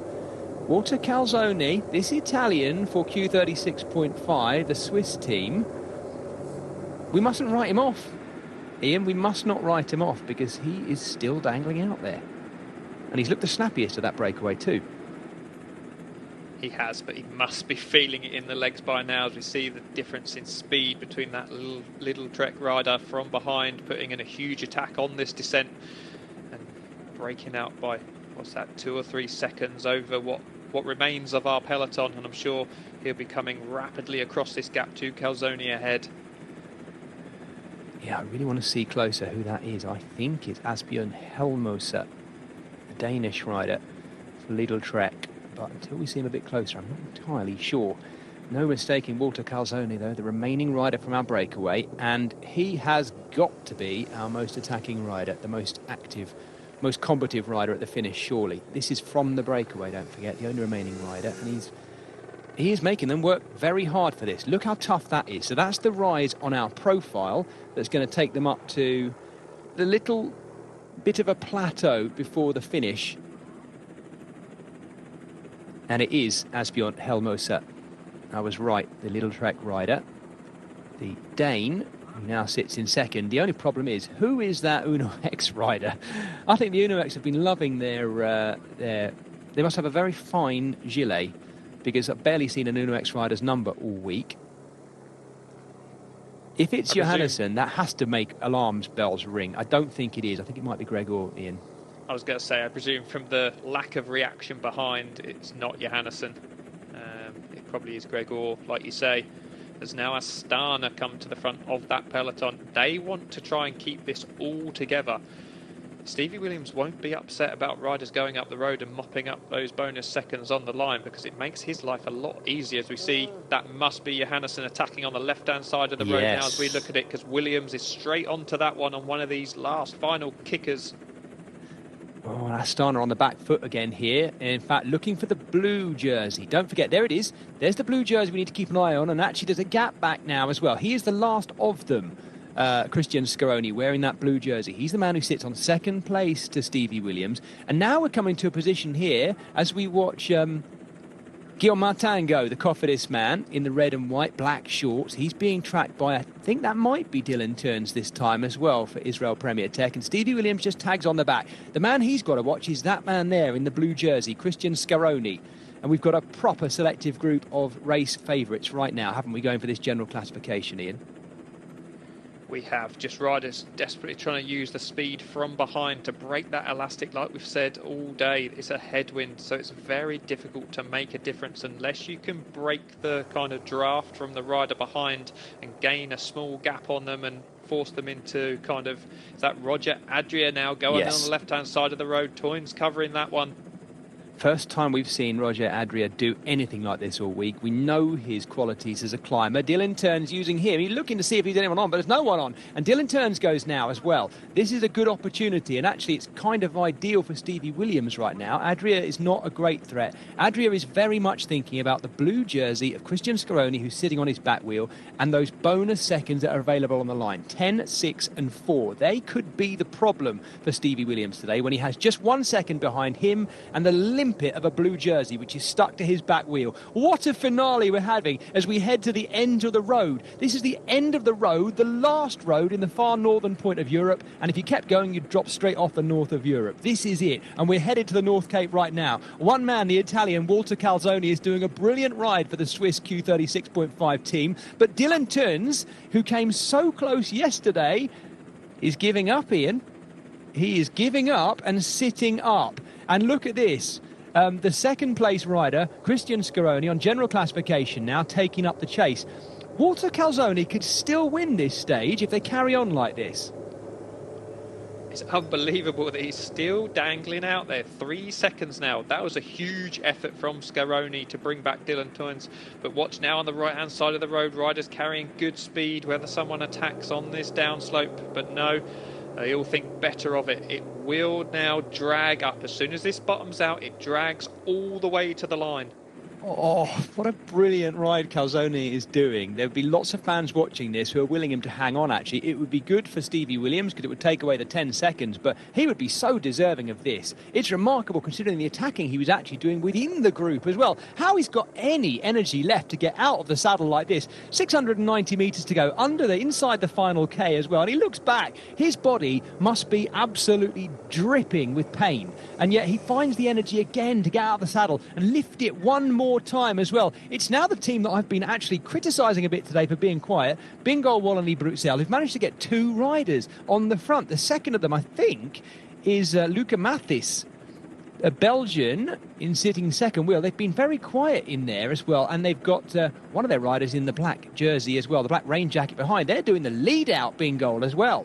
Here comes Israel Premier Tech up the outside, though, as well. Watch out as well for Guillaume Martin, who's moving up very quickly on the outside. We're into the barriers, and yet they're still chasing Walter Calzoni, who's still hanging out there. Frigo is the last man to go for Israel Premier Tech. And now we're looking at Dylan Turns, who's going once again. I think by the looks of it, though, we're going to have a repeat victory here for Gazzoli, Michele Gazzoli. Michele Gazzoli's only going to do it again by the looks of it. Or is he? He's got Odd Christian Eiking coming. Clément Champoussin coming too. Gazzoli is going to try and hang on, but Odd Christian Eiking, I think, on the line has just got that for the Norwegian team. The Arkea rider is celebrating because he thinks that Clément Champoussin has got that, but I think Odd Christian Eiking had a telling smile on his face. Ian Field, who won? From the reaction, I'd go with the Arkea rider. Was it Champoussin or not? Oh, well, I was watching that's interesting. Before we talk about that, though, what on earth is Gazzoli doing? Well, why isn't he leading out Scaroni? Well, there we go. I guess that's for the team briefing, isn't it? You're absolutely right. I hadn't considered that. I hadn't even considered that. Maybe he would say he's taking away the bonus seconds, but that won't help. That won't help Christian Scaroni at all. Deary me, we need to see that again, don't we? This is the next group coming in. King of the Mountains winner. Vincent van Hemelen just on the front of that group. Boy, oh boy, do we need to see that finish again. We're not sure of the winner, and we're certainly not sure yet what it's done to the general classification. Where was Christian Scaroni? And you're absolutely right. Michele Gazzoli is obviously in really good form, Ian. But you're absolutely right. That was not a lead out, but then actually, to be honest, Michele Gazzoli came round Christian Scaroni at that finish of the day. They weren't exactly working together, those two, were they? It was just each of them for themselves. I can't get my head around that. And I also can't get my head around the fact that it really didn't look like Israel did much to help Stevie Williams in the end. Right. Watching the face of Dylan Turns. We're trying to read into this a little bit. We'll confirm things for you as soon as we know, but we don't know it yet. We've just been treated to an absolutely barnstorming finale up here on the most northerly road, the most northerly road that leads to the highest point, the most northerly point of Europe. In this, the most northerly bike race in the world, the 10th edition of the Arctic Race of Norway. And boy, has it boiled to a brilliant northern point here. That was killer. We're looking at Clément Champoussin and the Arkeia Samsic team, who might also be trying to... We're doing that thing again, Ian, which we've done before together live on air, watching riders' faces and trying to figure out what they're saying, maybe listening to them as well, because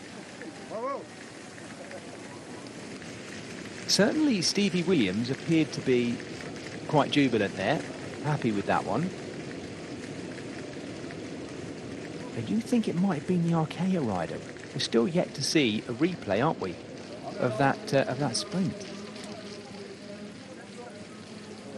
Whoever it was very close in the end between the Arkeia rider and Odd Christian Eiking.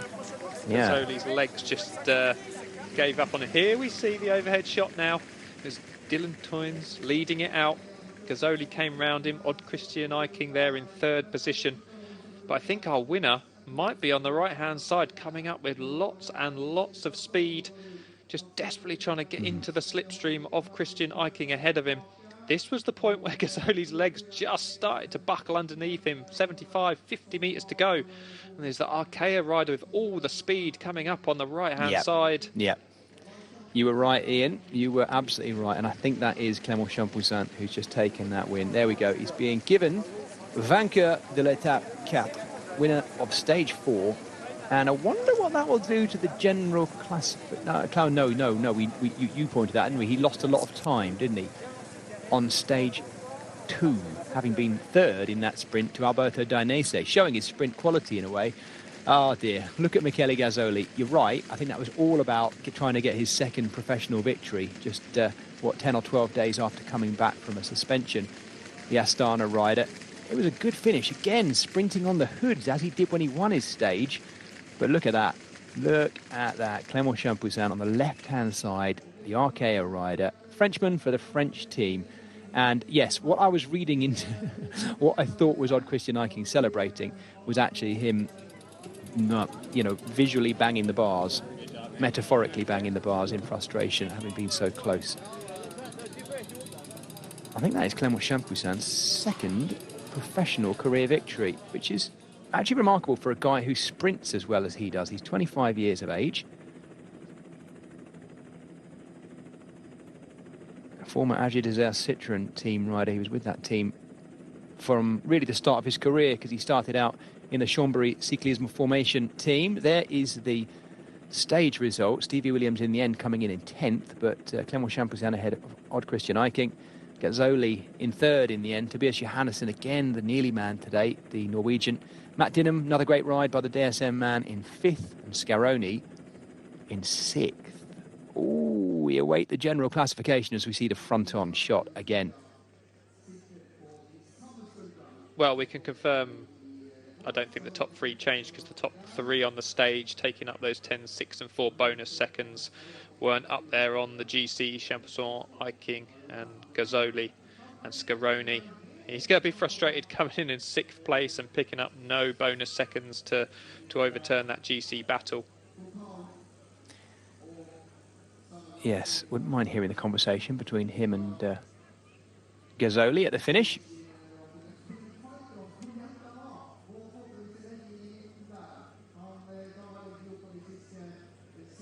I can only imagine maybe that conversation between Scaroni and Gazzoli. Maybe they have been left alone to their own devices to see what they do. Ooh, we're seeing a conversation there between Stevie Williams and Christian Scaroni. Yes. Fantastic display by the looks of it from the Navy there, I guess, just off the very edge of North Cape. And there's the general classification. Scaroni still at 1 second after all that. Kevin Van Marke moving up into third, 9 seconds down. He picked up those bonus seconds early on today, so Tobias Johannesson being knocked off the podium, and Kevin Van Marke, the American rider, in good form, continuing that form that saw him lead onto the finishing circuit in Glasgow at the World Road Race Championships a couple of weekends ago now, 2 weekends ago.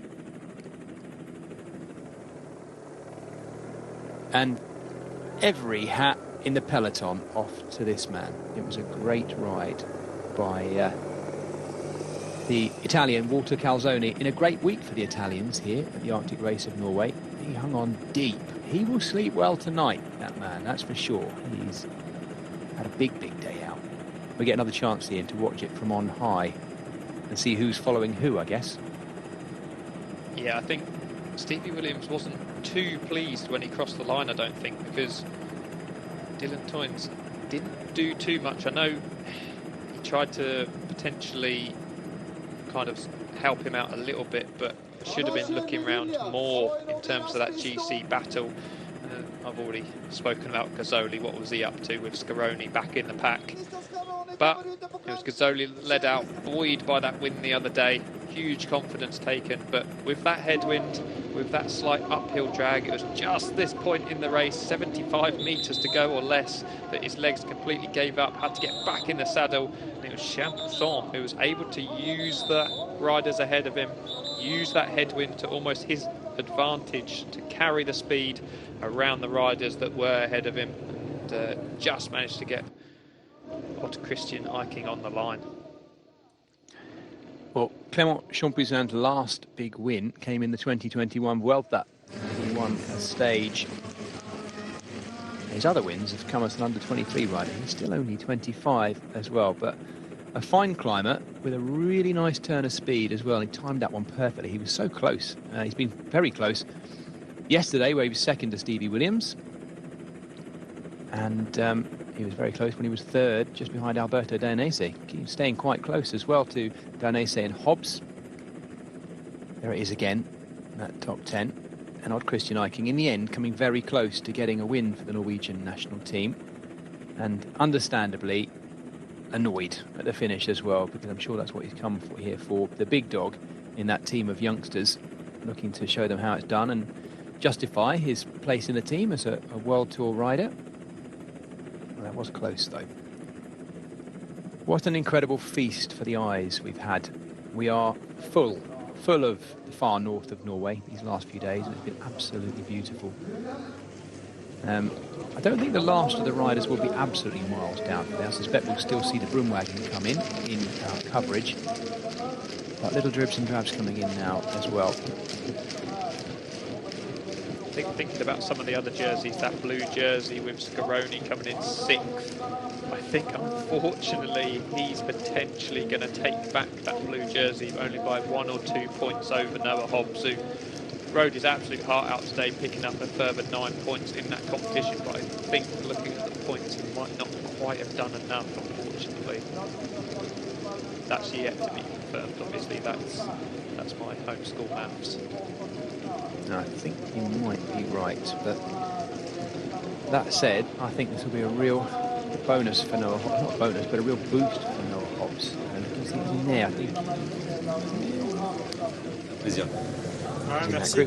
Bah, ouais, c'est vrai qu'à part le deuxième jour où j'étais un petit peu loin, j'ai loupé le bon coup. Après, j'étais tous les jours présent, donc c'est sûr que ça fait plaisir de pouvoir gagner, surtout que l'équipe elle a roulé tout le final, donc c'était bien que je fasse une place. The whole team had ridden really well towards the final. Ouais, je suis vraiment content. J'ai eu pas mal, enfin j'ai bien géré mon sprint, j'ai laissé bien les autres faire parce my legs weren't too bad come the finish. Pour sortir au dernier moment. Vous sortez du Tour de France il y a 3 came semaines down maintenant. to Vous the arrivez last en moment. Norvège où les conditions sont vraiment super difficiles. Vous avez très bien géré cette semaine finalement. Oui, à part le deuxième jour où c'est qu'avec le vent de You've côté, j'ai been eu very good all this un week. peu de mal, mais sinon ouais, la pluie, bon généralement ça me dérange pas trop, même si I didn't feel great the first few days. Quand il pleut, mais ouais, j'ai plutôt bien géré les conditions météo qui étaient vraiment difficiles. Champoussin explaining how difficult the rain made things.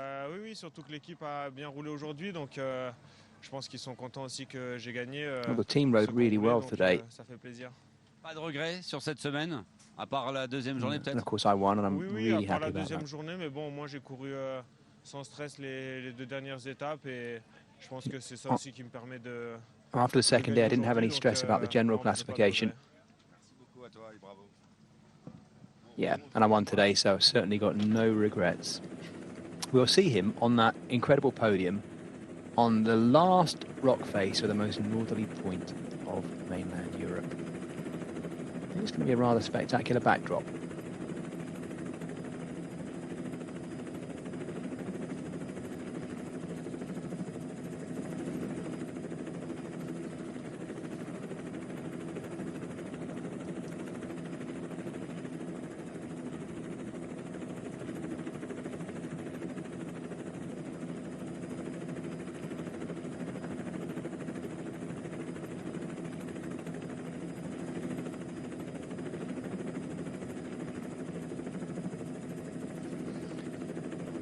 So welcome to the far northern point of mainland Europe, North Cape. The riders have raced up here. We now know who the stage winner is, and we expect to see Stevie Williams, because we know he's won this race in a fresh Midnight Sun jersey, to take his second big stage race win of his career after the Crow race, the Tour of Croatia, in which he did a similar thing, winning the penultimate stage and then defending everything on the final stage. It's something he's really developing into doing. A rider, of course, whose career is really still developing, despite the fact that he's 27. Started at the highest level quite late, had time out with injury as well. Continues to show just how good he is, particularly over a race of this length, as we get to see Clément Champoussin, as he said, leaving it to the very last metre, in which to just dip ahead of Odd Christian Eiking.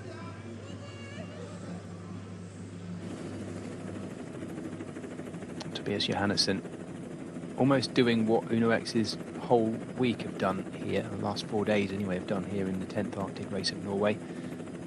Being there, marking everything, setting the pace, looking really good and evident, but actually, Ian, Uno X have really got nothing to show for this, have they? And Johannesson now finishing, wouldn't you know it, in 4th place, off the podium. Yeah, an awful lot of work from that team this week, and yeah, even, as you say, losing out on that 3rd place on the podium with Johannesson just on today's stage, with Kevin van Marcus picking up those bonus sprint seconds, and then on count back, I presume, gaining that 3rd position over Johannesson. So yeah, disappointing week in the end for Uno X.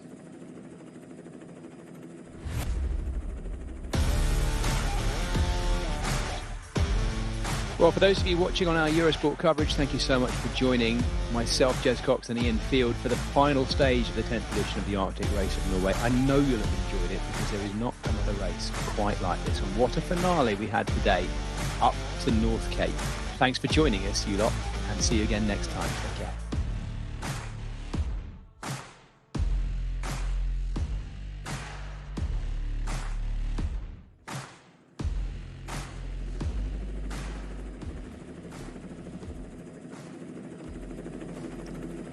And for those of you watching our digital coverage on GCN Plus and Discovery Plus, you're going to get to see this incredible podium presentation. What a backdrop. And you'll see the golden version of that monument on top of the North Cape being presented to Stevie Williams, our race winner. 1 second over Christian Scaroni, the Italian.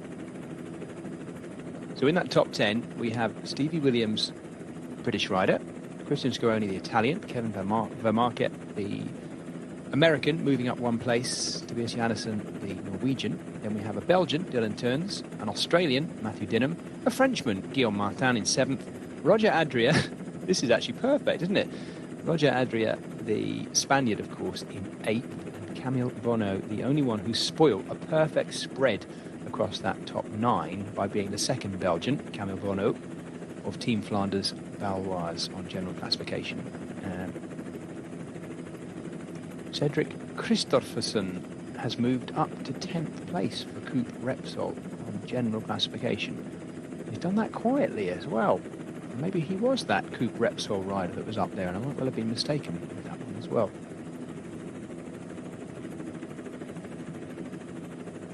Still a provisional top 10 general classification at the moment, so we'll keep confirming it for you as we see it refreshed. Yeah, Christopherson took 14th on today's stage. So good ride from the Team Coupe Repsol man. Another rider in who's had a good week but a quiet week is Jonathan Lastra of Cofidis.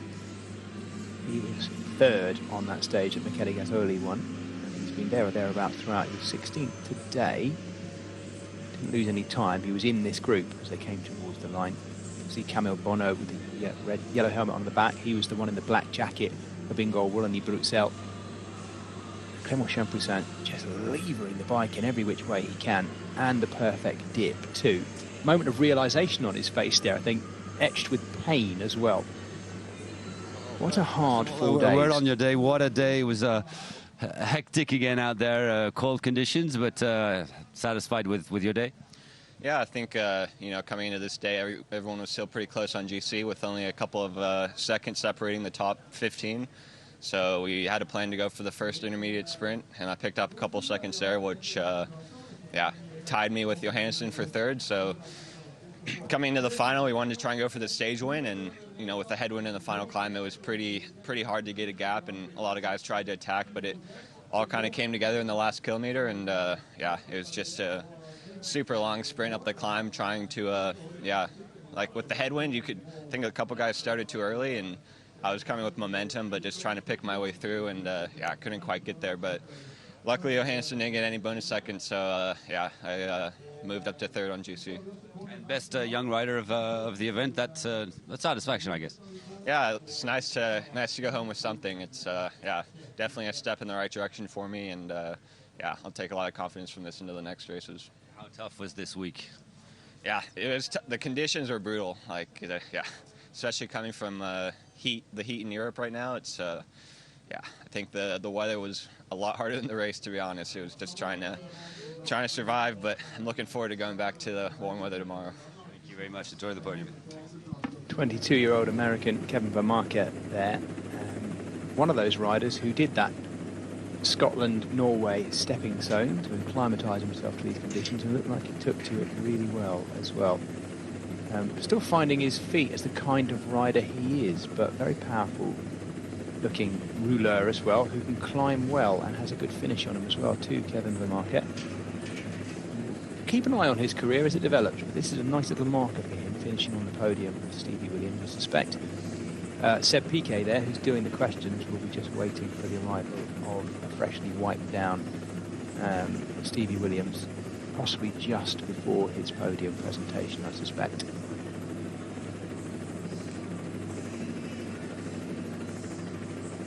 Or mark for Stevie Williams,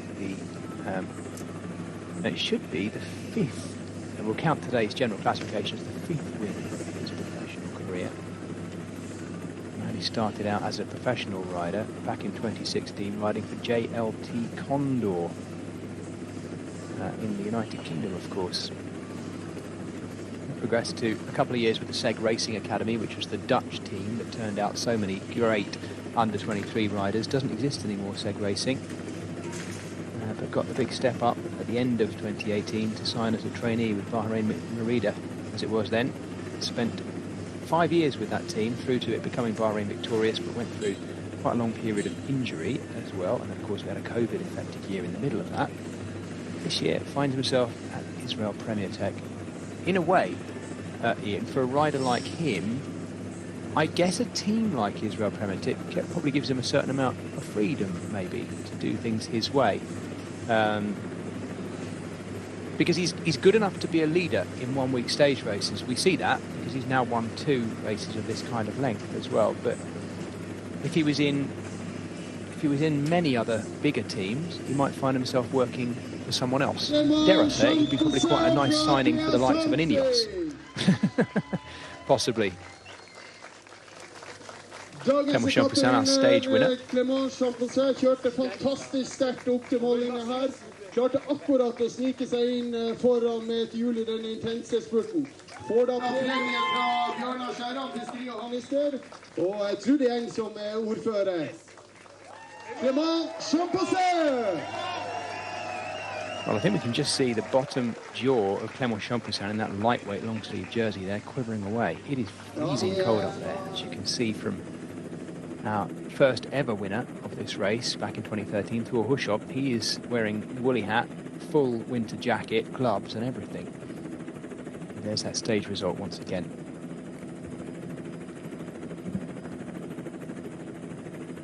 Gazzoli in good form this week, coming back from a year's layoff due to an anti-doping violation that saw him come back with a bang on his second day of racing by winning the Friday stage to Hammerfest. I thought it was quite interesting that Champussin said after stage 2 it felt like he didn't have any pressure on his shoulders, so interesting that actually losing some time on one of the days, it kind of freed him up to go for these stage wins and got his reward today. He's looked fast at the finish all week, and I'm sure he'll be buoyed by these results this week to go on to do whatever racing he's got left with this season. Still plenty of racing left. He's down to do the Bretagne Classic, and then he's off to the races in Canada with Quebec and Montreal. So again, punchy climbers kind of racing, so it'll be interesting to see what he can do there. Absolutely. I think I'm doing the commentary for that Bretagne Classic as well, so I'll be doing it with you, Ian. I haven't seen who I'm doing it with, but I look forward to that race in Plouay. Absolutely beautiful one too. Pleased to say we'll be happy with this one. Walter Calzoni, no doubt about it, the most aggressive rider and nearly the winner of the stage. That would have been quite some ride if he'd hung on, and it did. It was not beyond the realms of possibility either for him to do exactly that. And there are the 4 most aggressive riders, Johan Ravnooy, and in the whole of the UNOX cycling team. Vincent van Hemelen, absolutely right, and Christian Scaroni. No, that's not right.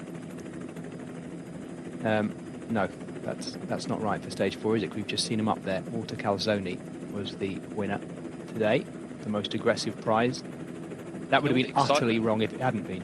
No, in all the excitement, I didn't quite realise they only caught him with around 200 metres to go, if not a little bit less. So, we were so concentrated on them sprinting from behind because, I guess we presumed he was going to get caught at that point. But, still very late in the day, just showed his strength today. Stephen Williams! Israel Premier Tech. All the way from Aberystwyth in Wales, Stevie Williams wins his second big stage race of his professional career after the Tour of Croatia, the Crow race. He now wins the Arctic race of Norway. Good that he won it with a stage as well. It would have not seemed quite right if he won the race overall and hadn't won a stage. He won yesterday's stage into Havøysund, and he takes the general classification by 1 second from this very exciting Astana team this week. Christian Scaroni, 1 second behind after 4 days of racing. 4 days totaling 660 kilometres, and 660 really hard kilometres, always into a headwind as we rode northward. Occasionally not a headwind, but on those occasions it was a ripping crosswind, so quite a hard week.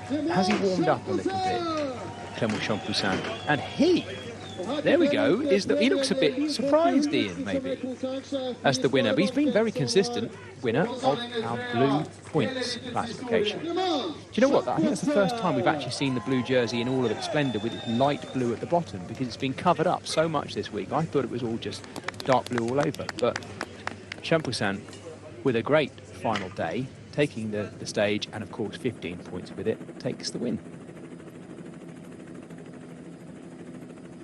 There's the final standings. Noah Hobbs on another brilliant ride on the last day, and I'm not just saying that because he's a British rider. He's really gone about things nicely, the teenager, this week, getting the breakaway today, picking up more points, at least to stay right up there in that classification.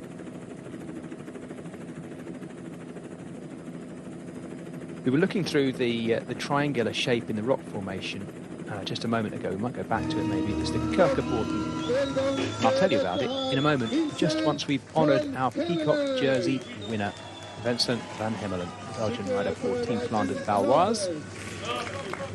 The winner of the climbers jersey is Vincent van Hemelen.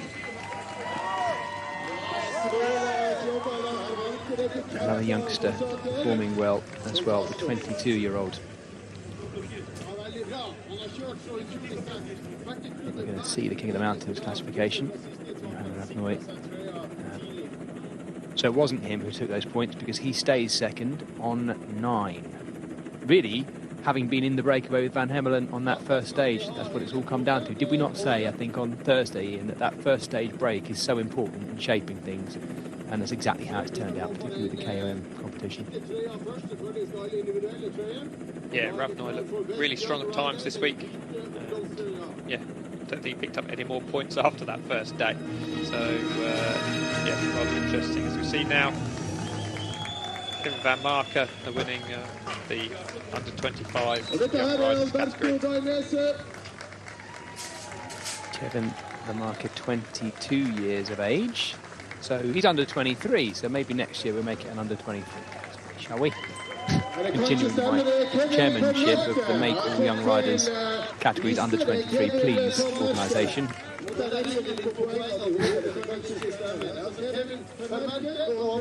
Every week, how much deeper that good, rich vein of form that he finds himself in is going to survive. And there's the classification. It will be for the best young rider. Tobias Johannesson finishing second in that, tied on time with Kevin Van Marker, but Kevin Van Marker's count back on stage results, getting him that raglan jersey, white with the red sleeves. Matt Denham of Australia in third, and Roger Adria, who had a go, the Equipo Club Farmer rider, at the end of today's stage, but hasn't quite been at his very best this week. He's certainly on paper one of the best climbers here, with a lovely turn of speed. So Adria either not quite enjoying the conditions or not quite being in his very best form here, the Equipo Club Farmer man. I think that's a little bit harsh on Johannesson, because I'd have to look deep into the rule book here, but he beat Van Marker on today's stage, so it's almost done on count back to those bonus seconds earlier in the stage. Yeah. So